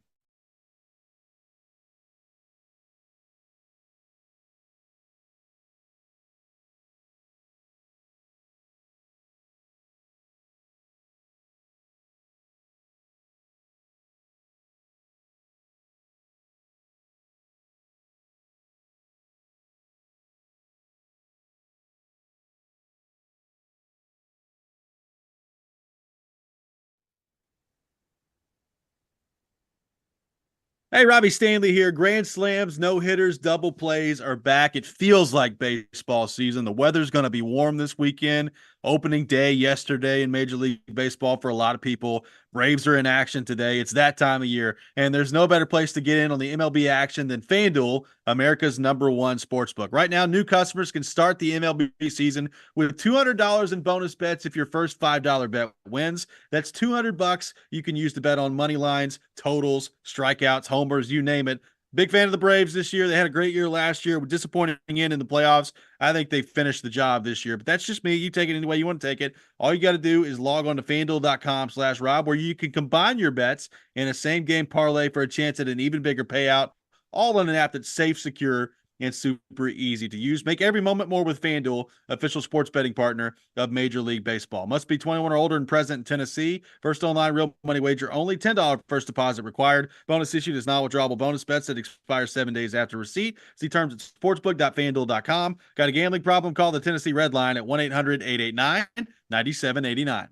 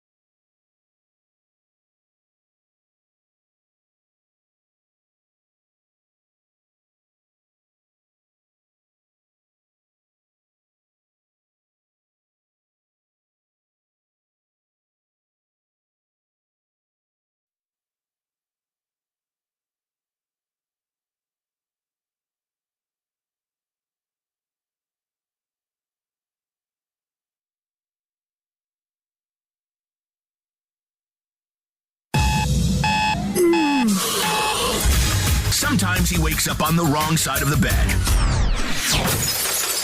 And sometimes he's just, well, Joe. Awkward moment, let's do it. This is the Rex Rant, now on Robby and Rexrode. Oh, there it is, my little mint pocket. I have it. But it's okay to have your own mints in your pocket, right? Is that okay, everybody? You didn't distribute them to anyone else? No, I'm done with that. Anybody want my pocket mints? Pocket mints. Going once. Going twice. Anybody want one?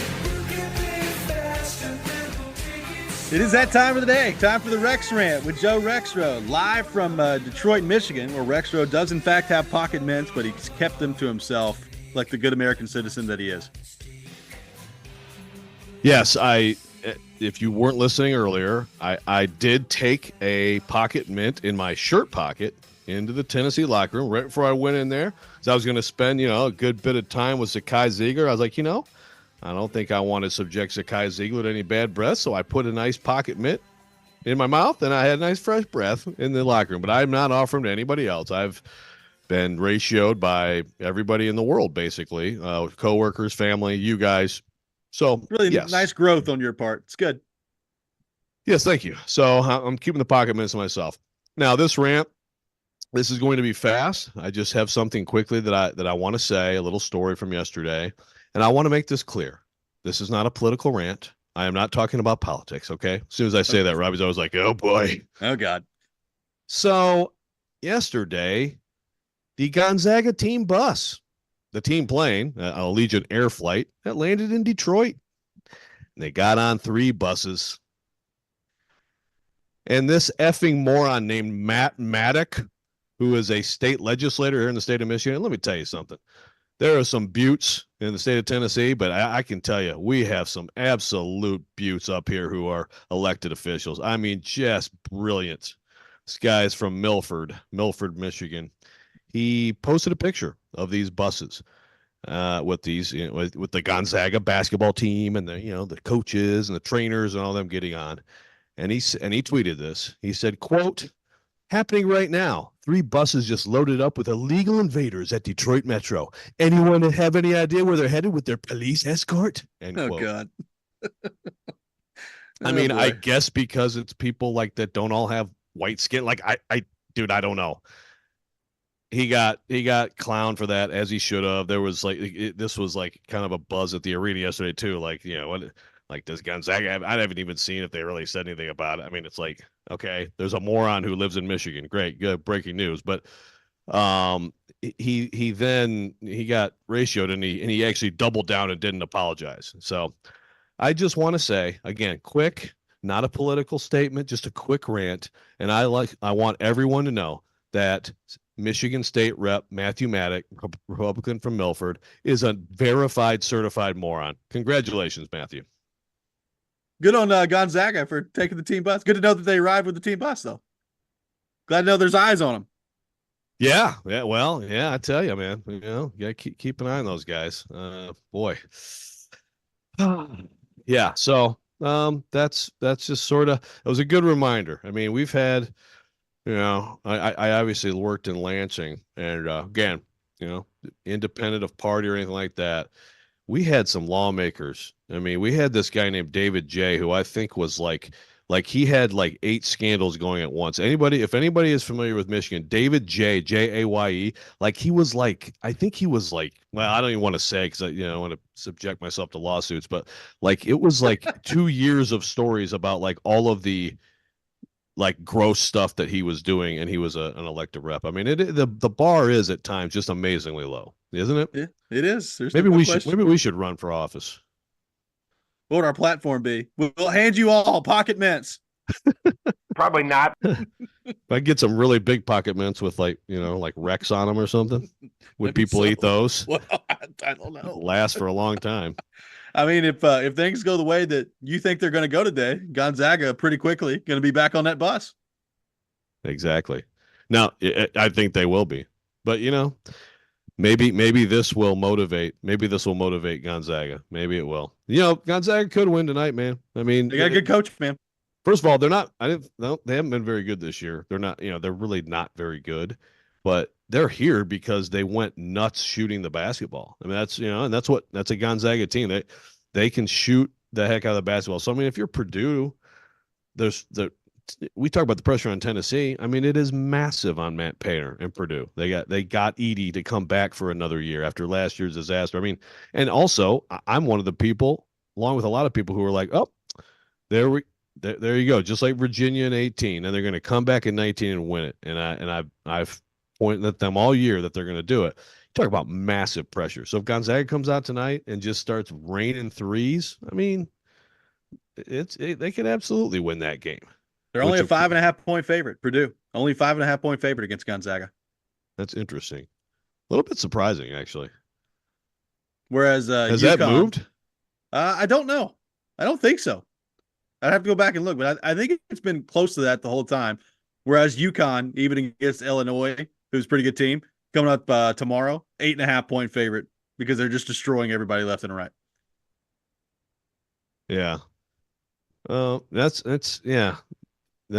interesting. I mean, it to me is like, God, I'd jump all over that because I think Purdue's going to beat them by about 12, 14 points. But again, maybe the Zags are going to be motivated by Matthew Maddock. You know, maybe that's up all in their locker room. You know, did we just get a sneak preview of one of your weekend winners picks right there? I think we did. I mean, actually, I wasn't even sure I was going to do that, but now it might be my lock. Maybe I'll go Gonzaga. I mean, we're just assuming Purdue is going to match up with the winner of Creighton, Tennessee. Maybe we're selling Gonzaga short. They've, a very experienced coach in this NCAA tournament. Well, Mark Few was asked this, and it wasn't that long ago. Mark Few was the guy who was, wow, Gonzaga, and you got all these, great teams, and they're seeds, and they don't get to the Final Four, and he finally broke through. So it's interesting that he's the guy here with that experience. And again, I know Rick Barnes has been there, so it's different than Matt Painter. But I mean, the pressure on Matt Painter, Purdue, because I mean, they have a good team. They have some good players. They're good, but it's the 7-4 most dominating player in college basketball that makes everything work for them. You take him out of there, and they're just a good team. I don't even know. I mean, they're probably an NCAA tournament team, I guess. So, I mean, like the pressure, not only you talk about like with Tennessee, when will you win? They have Connect. So it's the same kind of thing. I think it's a little bit different, though, a little bit more intense for Purdue. Tune in 102.5, 106.3 The Game this Sunday for coverage of the Toyota Owners 400. Coverage will begin at 5 o'clock, race starting at 6 o'clock. Coverage also available on the 102.5 The Game app and at theGameNashville.com. Coming up next, we'll be joined by our friend Teron Davenport, ESPN NFL Nation Titans reporter, host of Talking with TD. We'll get into all things Titans with him. You're listening to Robby and Rexrode, 102.5, 106.3 The Game.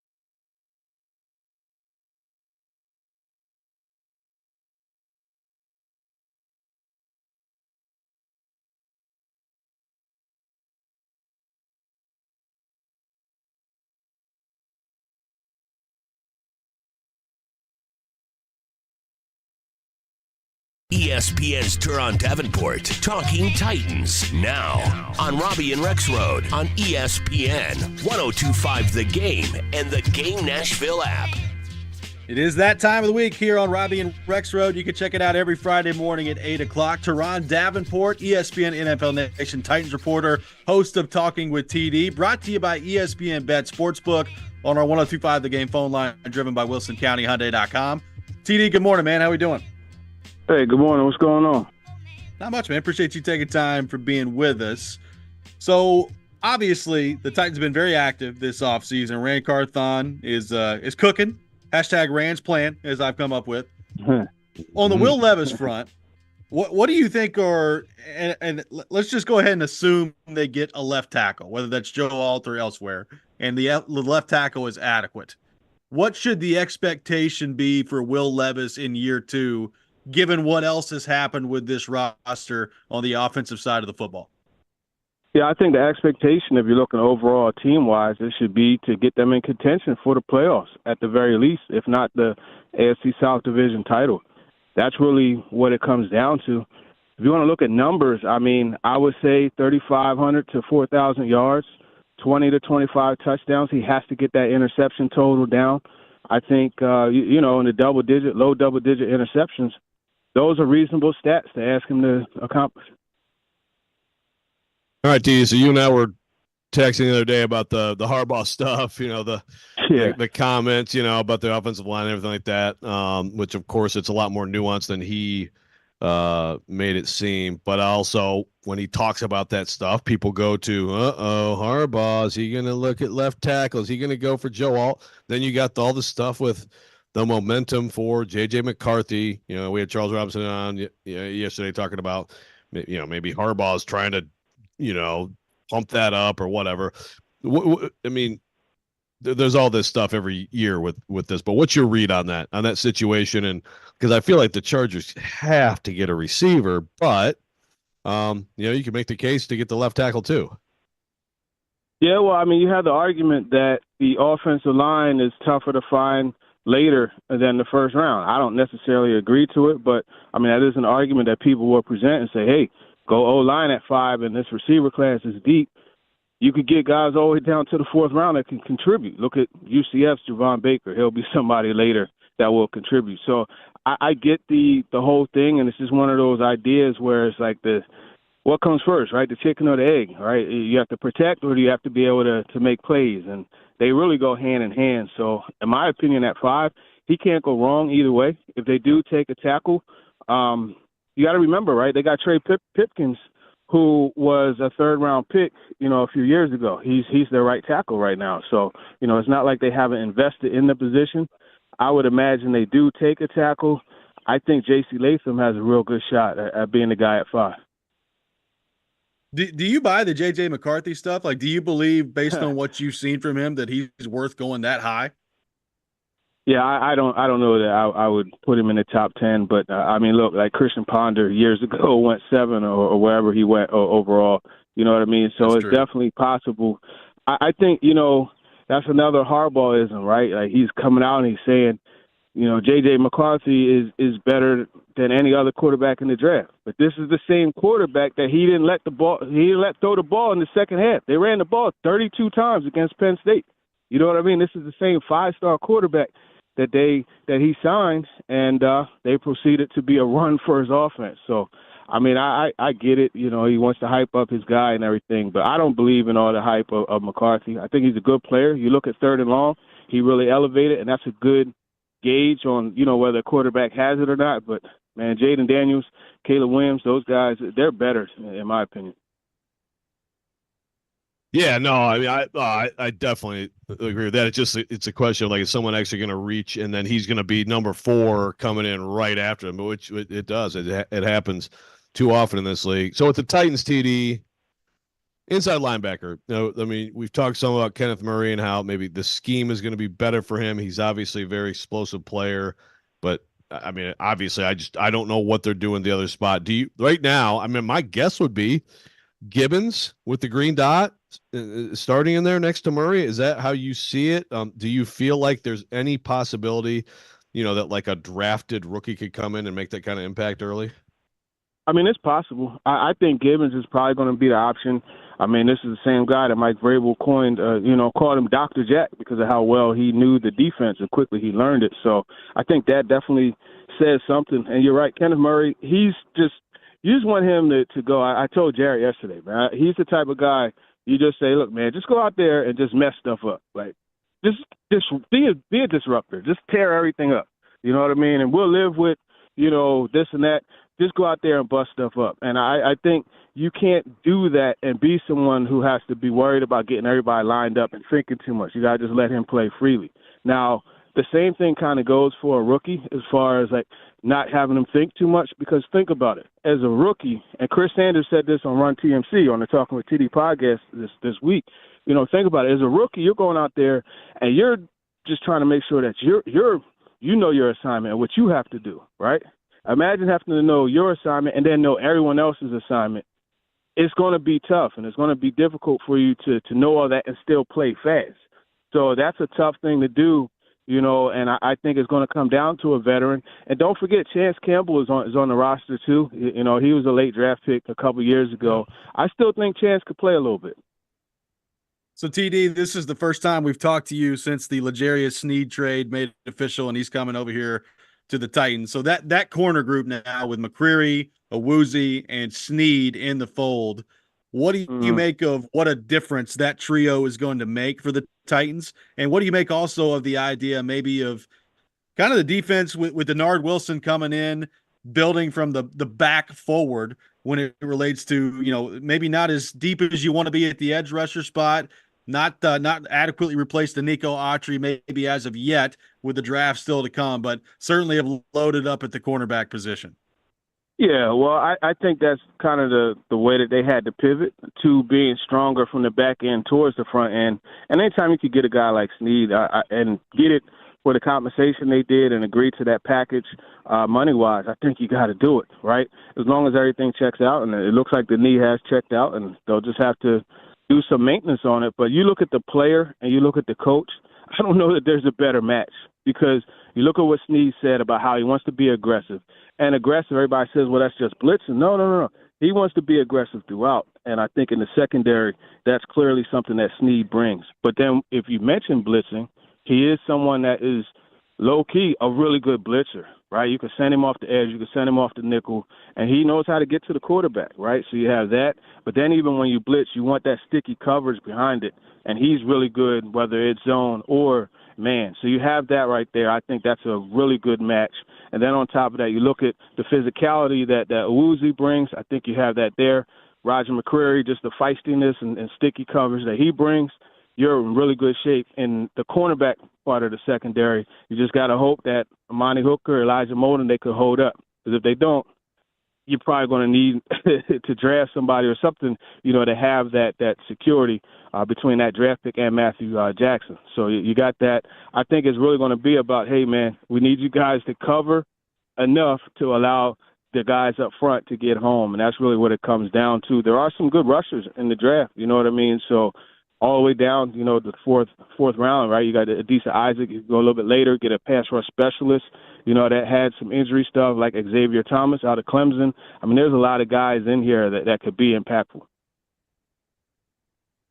I'm sure Jared asked you this in some way, TD, but what about the compensation for Sneed? Like you said, I mean, the Titans obviously aware of the knee situation and checking it out, but does that raise your eyebrow at all? No, I don't think it does at all. You look at how trade value works, right? So next year's pick, you take a pick this year and you drop it down one. So in other words, a third-round pick next year is basically equivalent to a fourth-round pick this year.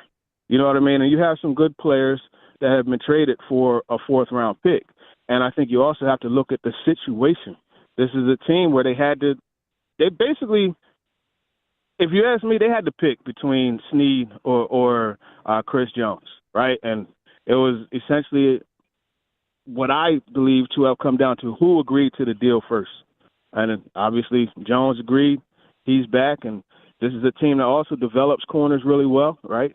Dave Merritt is a really good DB coach, so they say, hey, we'll get some compensation, and we'll go ahead and bring in the next guy, and this is a deep draft. And remember, Snead is a guy they picked at 138, right? And he was a safety coming out of Louisiana Lafayette.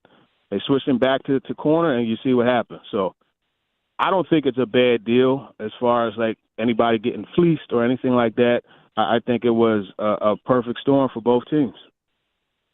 TD, tell us what we can find this week on Talking with TD. You mentioned Run TMC. What else we got? Say that one more time. I said, tell us what we could find this week on Talking with TD.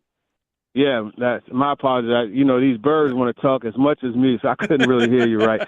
I'm sitting out front. But, yeah, no, this week, I dug in on the Snead thing, talked a lot about that. I have some quotes from Steve Spagnuolo, from Snead himself, on really wanting to be that lockdown corner. So you got that.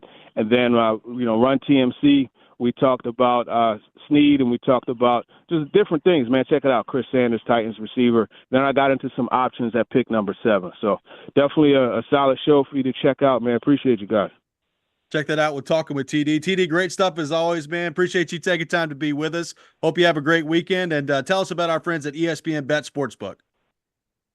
Yeah, no doubt about it, man. I hope you guys have a great weekend also. And, man, with this being March Madness, this is a great opportunity for you to download ESPN Bet, the app. And right now what we're trying to do is we want to take you through all the huge sports moments this spring. It's the exclusive sportsbook of ESPN, and it has it all.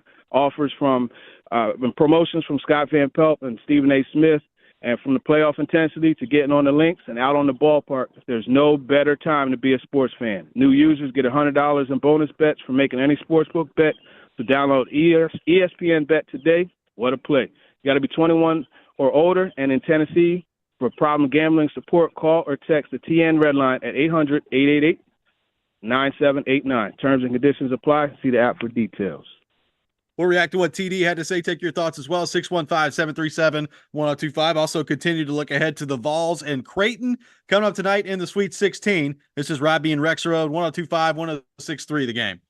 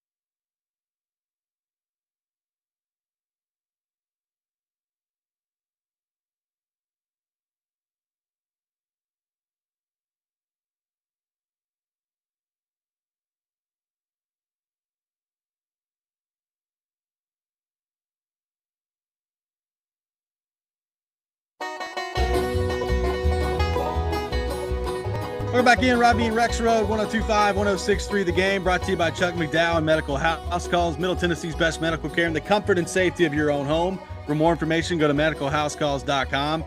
Medical House Calls, where the nearest clinic is your home. We'll have weekend winners coming up here in about 12 minutes or so. Appreciate TD for being with us in the last segment. Joe, Creighton and Tennessee tonight in the Sweet 16. Tennessee with a chance to advance to the Elite Eight for the second time in program history. They'll take on the winner of Gonzaga and Purdue if they're able to take down Creighton tonight in the Sweet 16. We talked a little bit yesterday about the matchup against Creighton, but as we sit here today, what do you make of the matchup for the Vols that they're facing tonight? What do they have to do to really slow down Creighton in order to make sure they win this game? And what do you think this win does, if they can get it, for Rick Barnes, the conversation around him as it relates to the NCAA tournament and the failures that we've seen? Well, as matchups go this deep in the tournament, you expect to be playing an excellent team, playing excellent basketball, and having a tough time beating them. That's what you expect to get to the Sweet 16. And this team is that, for Creighton. They like to play fast. They average 80 points a game, or almost 81 points a game. They shoot the heck out of the basketball. So I mean, they've got the guys high 30s, low 40s shooting the three. And so that's like someone pointed on the text line. They blew out UConn this year. They did. And we know how it goes in college hoops sometimes. You get the right night on your home floor with a huge opponent and you can't miss, and that can happen. This is not going to be a home floor for Creighton. I'll actually be very interested to see how many Creighton and Tennessee fans are here. But their star is Baylor Shireman. He's a third-team All-American, 6'6" guard, incredible shooter, 18 and 9 he's averaging. Another, Dakota kid, just like Dalton Connect, first-team All-American for Tennessee, which is interesting. And by the way, a Dakota kid last night for Alabama was the star. So basketball hotbed. I tell you what, man. But the reason I like this matchup is because Creighton has a bunch of good shooters. They run good stuff. They are a good team.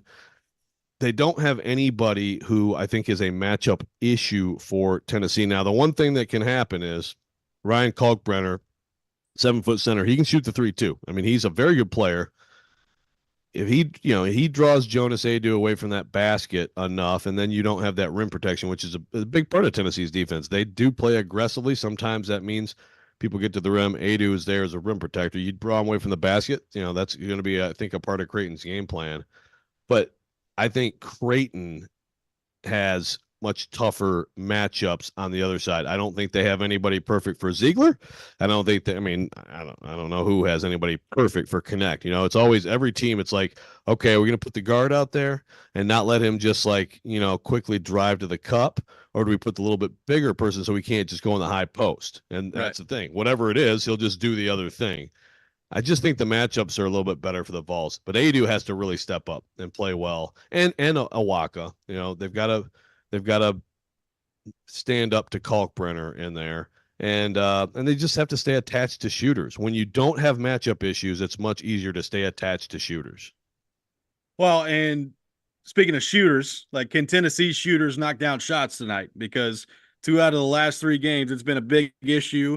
I mean, look, even the Kentucky game that they lost, I mean, they didn't shoot the ball great until a little bit later in the game, and then it was too late at that point. So, they have struggled to shoot lately. And, look, I expect them – look, I don't expect them to be 1 for 21 at any point from the three-point line. If they are, Joe, they're probably in serious trouble at that point. So, I would hope that they're going to shoot better than that tonight. But can you establish some confidence early in the game, be that from James, be that from Vescovy, or even Connect, right? I thought, Connect struggled to get going last game out against Texas. If he got off to a hot start and was just immediately knocking down shots, I think that's a big boost for Tennessee's entire team. So can you see some shots fall early and kind of settle into a groove there offensively?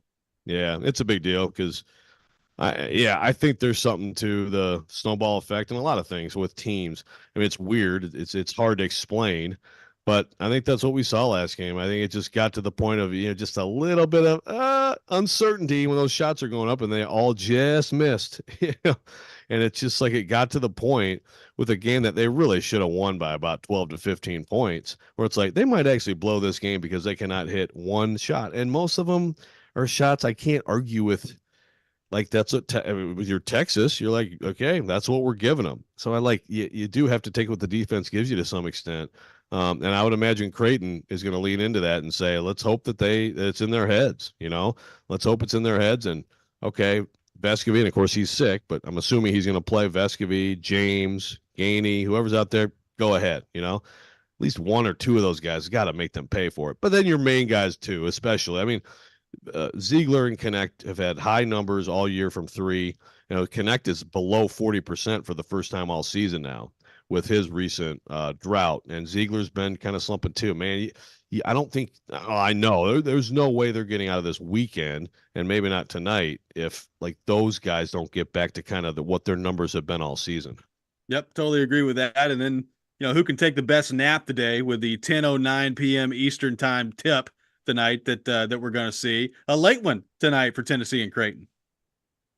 Yeah, I mean, at least it's for the fans out there, it's a Friday at least. I mean, last night it's like, my gosh, Illinois, Iowa State in Boston, ending at 1 a.m. Like, well, okay, great for the like for the.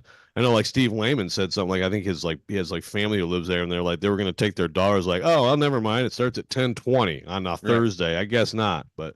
Yeah, it's a long, long wait, for these games. And that's another thing. It's like today is game day. I'm in the Tennessee team hotel right now.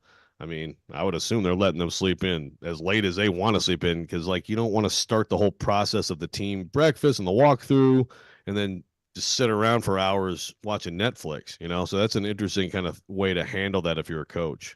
The other games today, NC State and Marquette, taking place in the South region.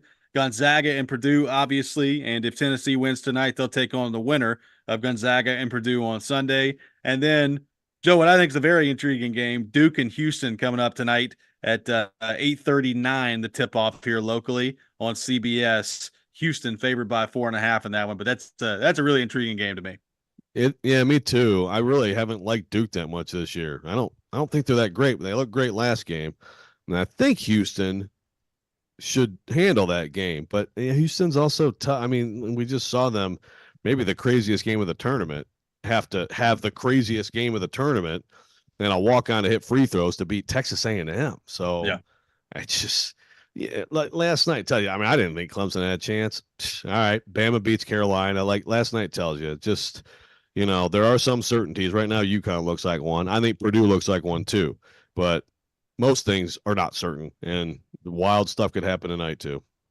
Tune in to 94.9 The Fan today as the Nashville Sounds take on the Toledo Mud Hens on the road. Pregame at 2:50, first pitch 3:05, with coverage also available on the 94.9 The Fan app and at 949thefan.com. Sounds baseball on 94.9 The Fan, presented by Twin Peaks Family Leisure and Busy Bee Plumbing, Heating, Air, and Air Conditioning. Coming up next, it's time for weekend winners. We'll get to Tennessee and Creighton coming up tonight. The Preds with a huge game against Colorado tomorrow. All that and more coming up next on Weekend Winners. You're listening to Robby and Rexrode, 102.5, 106.3 The Game.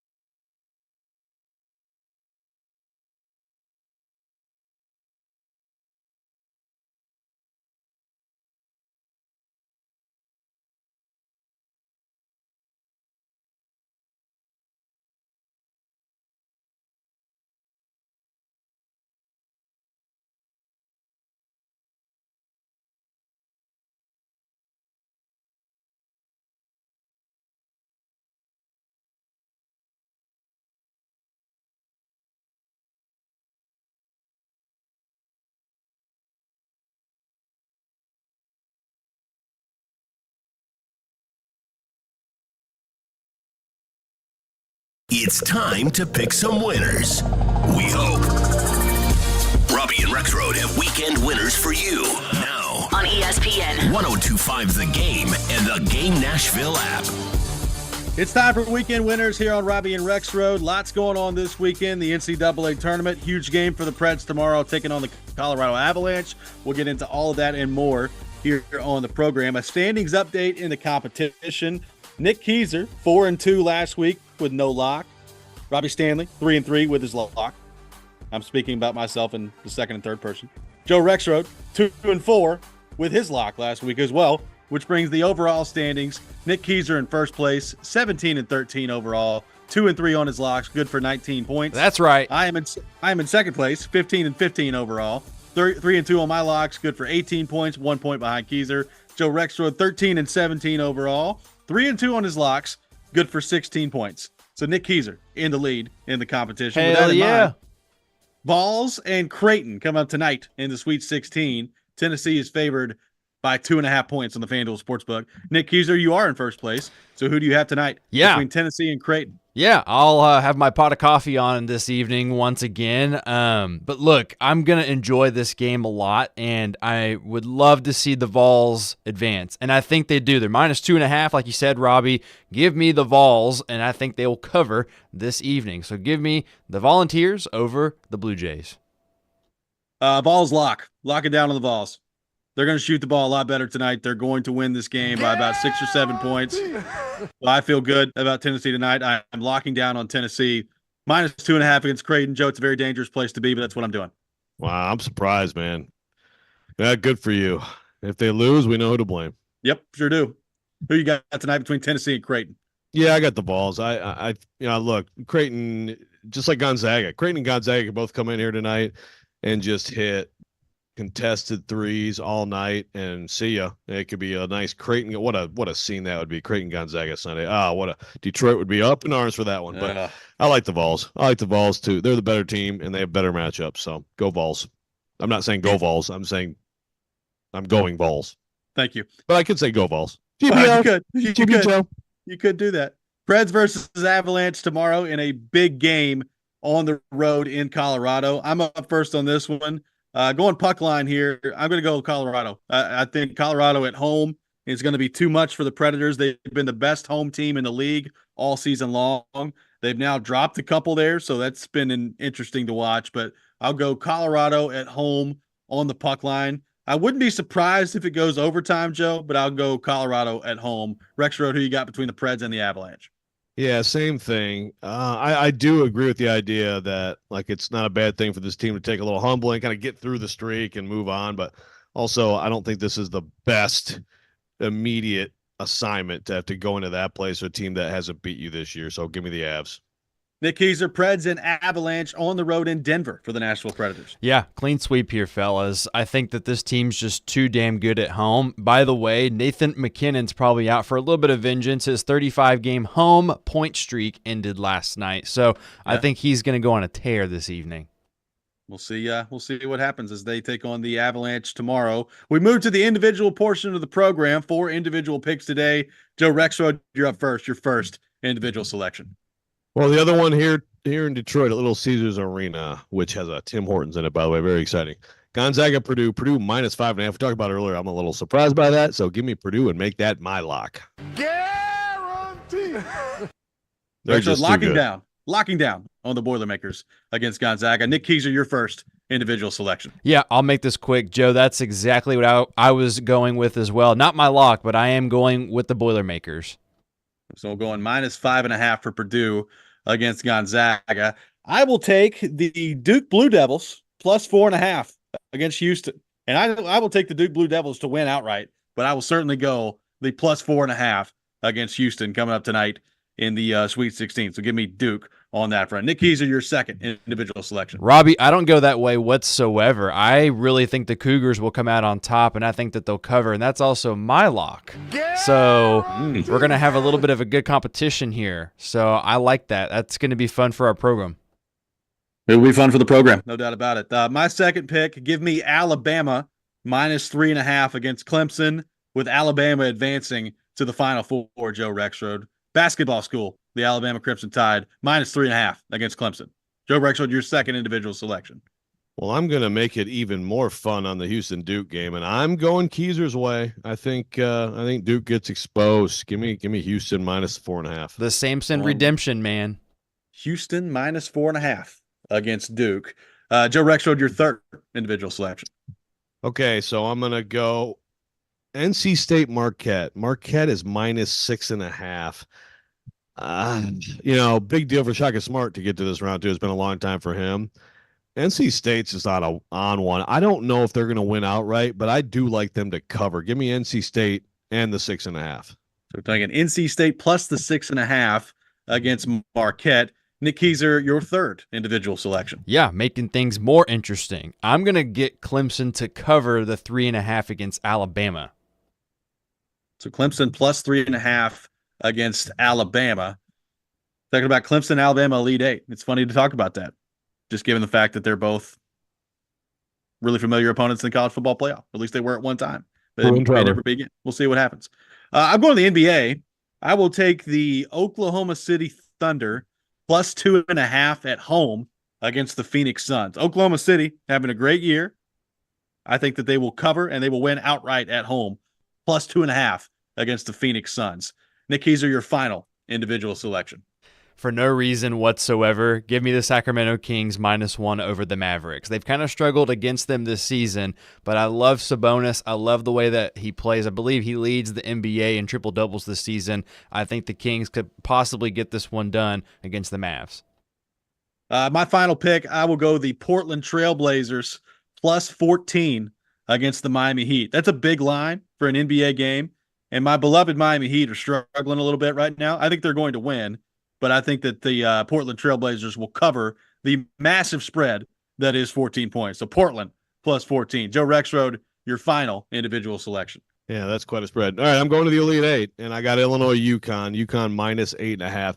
I hope I'm wrong on this because I really want that to be a great game. I think Illinois will hang and give them a better game than they've been getting. They're beating everybody by double digits. I mean, it's ridiculous.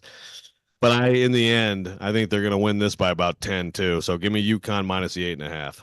They feel like they are just on an absolute tear here to go win another national title. That's what it feels like watching them. It does. It does. You know, now it's felt that way before other teams they've gotten tripped up along the way. Still know Illinois has quite enough, but yes, UConn right now is playing the best ball out there, period. I mean, the best possible game, and just again, this is all on paper. I mean, you were excited about UConn, Auburn, and the potential for that, and then Auburn screwed it up and lost to Yale. But I mean, I will say, the Tennessee fan in me aside, if we get a national title game with UConn and Purdue, that'd be pretty sweet. Yeah, no, it would be. And also, I would say that if we get here in Detroit, Purdue, Tennessee, that's a Final Four. That's a national title level game, you know, for sure, in the Elite Eight. So, I mean, that would be, I think, to that point, the best game in the tournament with, I agree. I mean, the dream matchup right now for the general basketball fan would be Purdue, UConn. No question about it. And then, you know, Tennessee, we all picked them to cover the spread tonight and win against Creighton. Creighton's a good team. There is a lot of pressure, I think, on Tennessee in this game specifically. We talked about the Rick Barnes part of this earlier of if you get to the Elite Eight, does that quiet the noise a little bit? Let me tell you one thing that definitely will not quiet the noise. If they lose to Creighton tonight and they're out in the Sweet 16 with this team, it's just going to be like taking a lighter to gas and just throwing it right all over it with Rick Barnes in the tournament discussion, given the year that they've had, the tournament that this team is expected to have with the potential player of the year in Dalton Connect, certainly the SEC player of the year. Like if you go out tonight against, albeit a very good Creighton team, the Rick Barnes conversation going to fire right back up again, Joe. Yeah, it will. You know, you step away from that season and you say, okay, so what was Tennessee's season? Well, let's see. They won the SEC championship. You know, by the way, Tennessee right now is 3-0 against the Elite Eight so far in this tournament. Won the SEC championship, got to the Sweet 16 for the 10th time in school history. That's a good season. That's a successful season, right? But yeah, it will be close to a meltdown, and it'll go right back to the Rick Barnes stuff for sure. I mean, that's just how it is. Like, he has built a special team, and I know that nobody and Tennessee knew how special it could be or how special Dalton Connect was going to be this year. So when you kind of catch that lightning in a bottle, I mean, he was they pursued him, other teams pursued him. He was a talented guy, but what he's become this year, when you get that with everything else that's in place, with fifth-year seniors who are playing their fifth year of college basketball, like James and Vescovy, and Ziegler, I believe, is absolutely one of the top 5 point guards in America, bar none. Man, you just don't have too many opportunities like that. And so that's where, even though you could sit here with a loss tonight and say, hey, good season, it's also a disappointing lost opportunity if that's how it goes. Our final thoughts on the NCAA tournament. Pred's big matchup against Colorado coming up next. You're listening to Robby and Rexrode, 102.5, 106.3 The Game.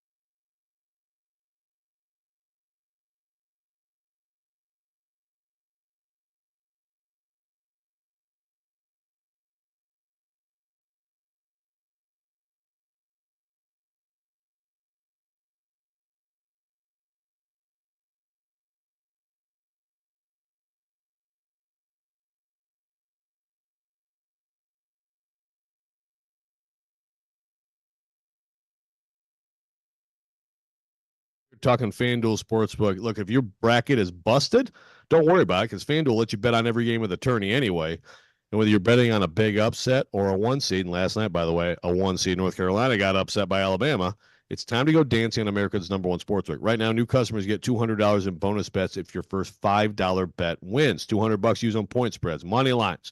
You can pick who's going to win it all. My pick all along has been Purdue.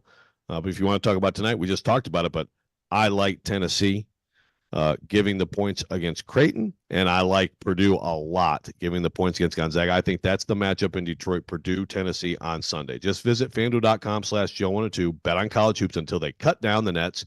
You must be 21 or older. Present Tennessee. First online real money wager only. $10 first deposit required. Bonus issued is now withdrawable bonus bets that expire 7 days after receipt. See terms at sportsbook.fanduel.com. Gambling problem? Call the Tennessee Red Line 800-889-9789.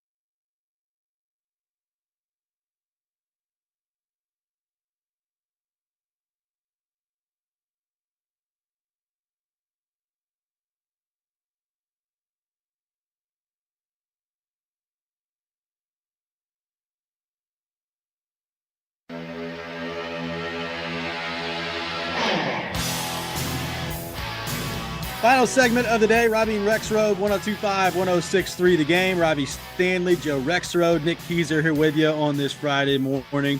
Joe Rexrode live from Detroit, Michigan, right across the water from Windsor, Ontario, in advance of the Tennessee Volunteers taking on Creighton tonight in the NCAA tournament. Big game coming up for Tennessee, obviously. Joe, last night in the tournament, Alabama beating North Carolina in a great game and advancing to the Elite Eight. Clemson takes down 2-seed Arizona, so their magical run continues. Illinois with a win 72-69 over 2-seed Iowa State. And then UConn utterly destroys San Diego State 82-52. Had a few good ones last night with the exception of UConn and San Diego State.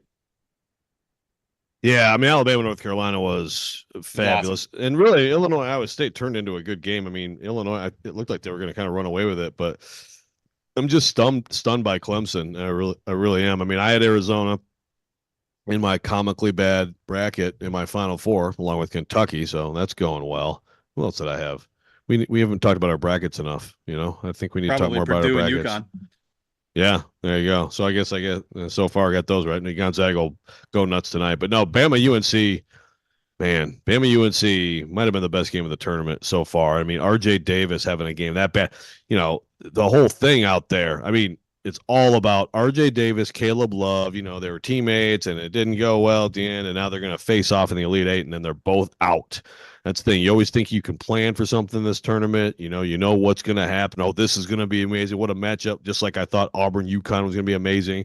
And then something different happens altogether. Clemson is just a team that just got blown out by Boston College ACC tournament. The Brad Brownell people have wanted him out. And now it's like, I mean, they absolutely could beat Alabama's, you know, how they play. The way they play is they can go beat a 1 seed. And they could lose by 10 to Clemson in this Elite Eight game. So I have no idea what's going to happen in that one. That's why I didn't touch it in weekend winners. Yeah, it's going to be a wild one. There's the Tennessee game tonight. If they win tonight, the winner of Purdue and Gonzaga, which most people assume will be Purdue. And that could be a titanic matchup on Sunday, Joe. If Tennessee wins tonight, they're playing Purdue Sunday with a spot to the Final Four on the line. Number one, there's the intrigue of Matt Painter, Rick Barnes. One of them's going to get there at that point. If that's going to be the matchup, is Purdue and Tennessee on Sunday. And number two, what an opportunity for Tennessee, if that's the case, to advance to the Final Four for the first time and to make them kind of put the stamp on this season being the most successful season in the history of the men's basketball program with a chance to go compete for a national title. I mean, this could be a groundbreaking weekend for the Tennessee men's basketball program if they're up to the challenge.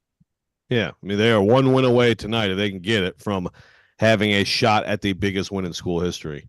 And I don't know if they're going to get it. If Creighton shoots great tonight, Creighton can beat anybody on a given night. And Tennessee's shooting's got to be better. But Purdue, Tennessee met in Hawaii. You know, Fletcher Lawyer had a career game of 27. Zach Edey did his thing, 23 and 10. Zakai Ziegler was not Zakai Ziegler at that point. You know, 2 for 11, 1 for 7 from 3, 3 assists, 3 turnovers in just 28 minutes. And he just wasn't ready yet. He was playing, but he wasn't him. And so you look at the box score of that game and how guys played, in particular him. You know, Connect had 16, but it wasn't a special game. You know, it's both teams have gotten better since then. But I think the Vols have gotten more better, if that's a good way to say it, because of Ziegler. He's playing at an incredibly high level, not shooting at the high level, but everything else about his play is elite. I mean, the defensive end tonight, you know, just watch him. He's going to be out there and being an absolute – that's the word that Greg McDermott used for him yesterday. He's a menace. So the point streak ends for the Predators last night in Arizona. They lose 8-4. It was ugly defensively. UC Saros did not play well. He was eventually pulled for Kevin Lankinen. They're back at it tomorrow against the Colorado Avalanche. Joe, it's an interesting game. I'll say this. Like, if they're able to go on the road tomorrow and beat Colorado right after this point streak ends, to me, number one, that's really impressive to do that. Number two, you start to wonder about the Colorado matchup of, well, everybody's afraid to play Colorado, but that would make the Predators 3-0 tomorrow if they're able to do it against the Avalanche and if they do it on the road. So a big one coming up for Nashville tomorrow and a big opportunity to really make another statement against one of the league's best teams on the road. Yeah, like I said, I don't love that this is the next game after the streak breaker, just because then all of a sudden it's like, what? Because you can lose, you could play well, you could go into Denver against that team and play pretty well and lose, and so now we could be sitting there talking about a streak on Monday morning. But if they do go in and win that game, that's a great response. That's a great response without question, and maybe it speaks a little bit to, okay, now everybody can stop worrying about the streak and all that. It was great. Now that's the new standard for a team in the future to try to match. And now just get back to playing your game and getting ready for the playoffs and getting into the playoffs. Joe, Jared Stillman has referred to me as Paul Kuharski Jr. on Twitter for my take last night of my beloved Preds media members, of which Nick Keyser is one of them, but he's not the only one. So let me make that completely clear. It's been an epidemic this year of people tweeting out line combinations and not being at the game. Okay. Am I going full PK like on Teresa Walker London on this tweet? I don't think so, actually, Robbie. And you know what? I have given credit this season. So yes, you do got me. I am guilty. I admit it. I do need to give credit more often. No, like that's fine. Like when I saw what you said, I thought immediately, yeah, that's me, but that's okay. But look, I've done it every game. Yeah, I've done it every game this season. Now I will say, like, I would rant about that too, because there's some people that like don't do it very often whatsoever. The people that do it like every 5 or 2 games, I'm like, what are we doing here? Like, this makes no sense. You're not even there, nor do some of them actually show up. So there you go. Well, so here's my only thing on that is, there's in a lot of cases, the Preds, like, there's not independent media traveling with them, right? I mean, it's just like the Tennessean it's no longer a full travel beat. I mean, like, no one does. I mean, there's not a lot of full travel in the NHL. I mean, really, you look around, even like NBA, MLB, like it's less and less. Yeah. So I guess, like, if there's no one except like the team, I don't know. I guess if you guys or Doherty tweets out that information, I find that information interesting. That would be my only argument against what you're saying. It's a little PK-ish. I mean, it's not like the way he does it, like this, because, like, again, like, you're not allowed to tweet about like a play unless you're there. Yeah. And I think that's insane. But I mean, it's sort of adjacent to it. I mean, I did get me a "Don't Block the Box" T-shirt, so maybe I'm like transforming right before our very eyes. Oh, good. I'll wear it Wednesday. Start talking like this, Robbie. No, God, please, no.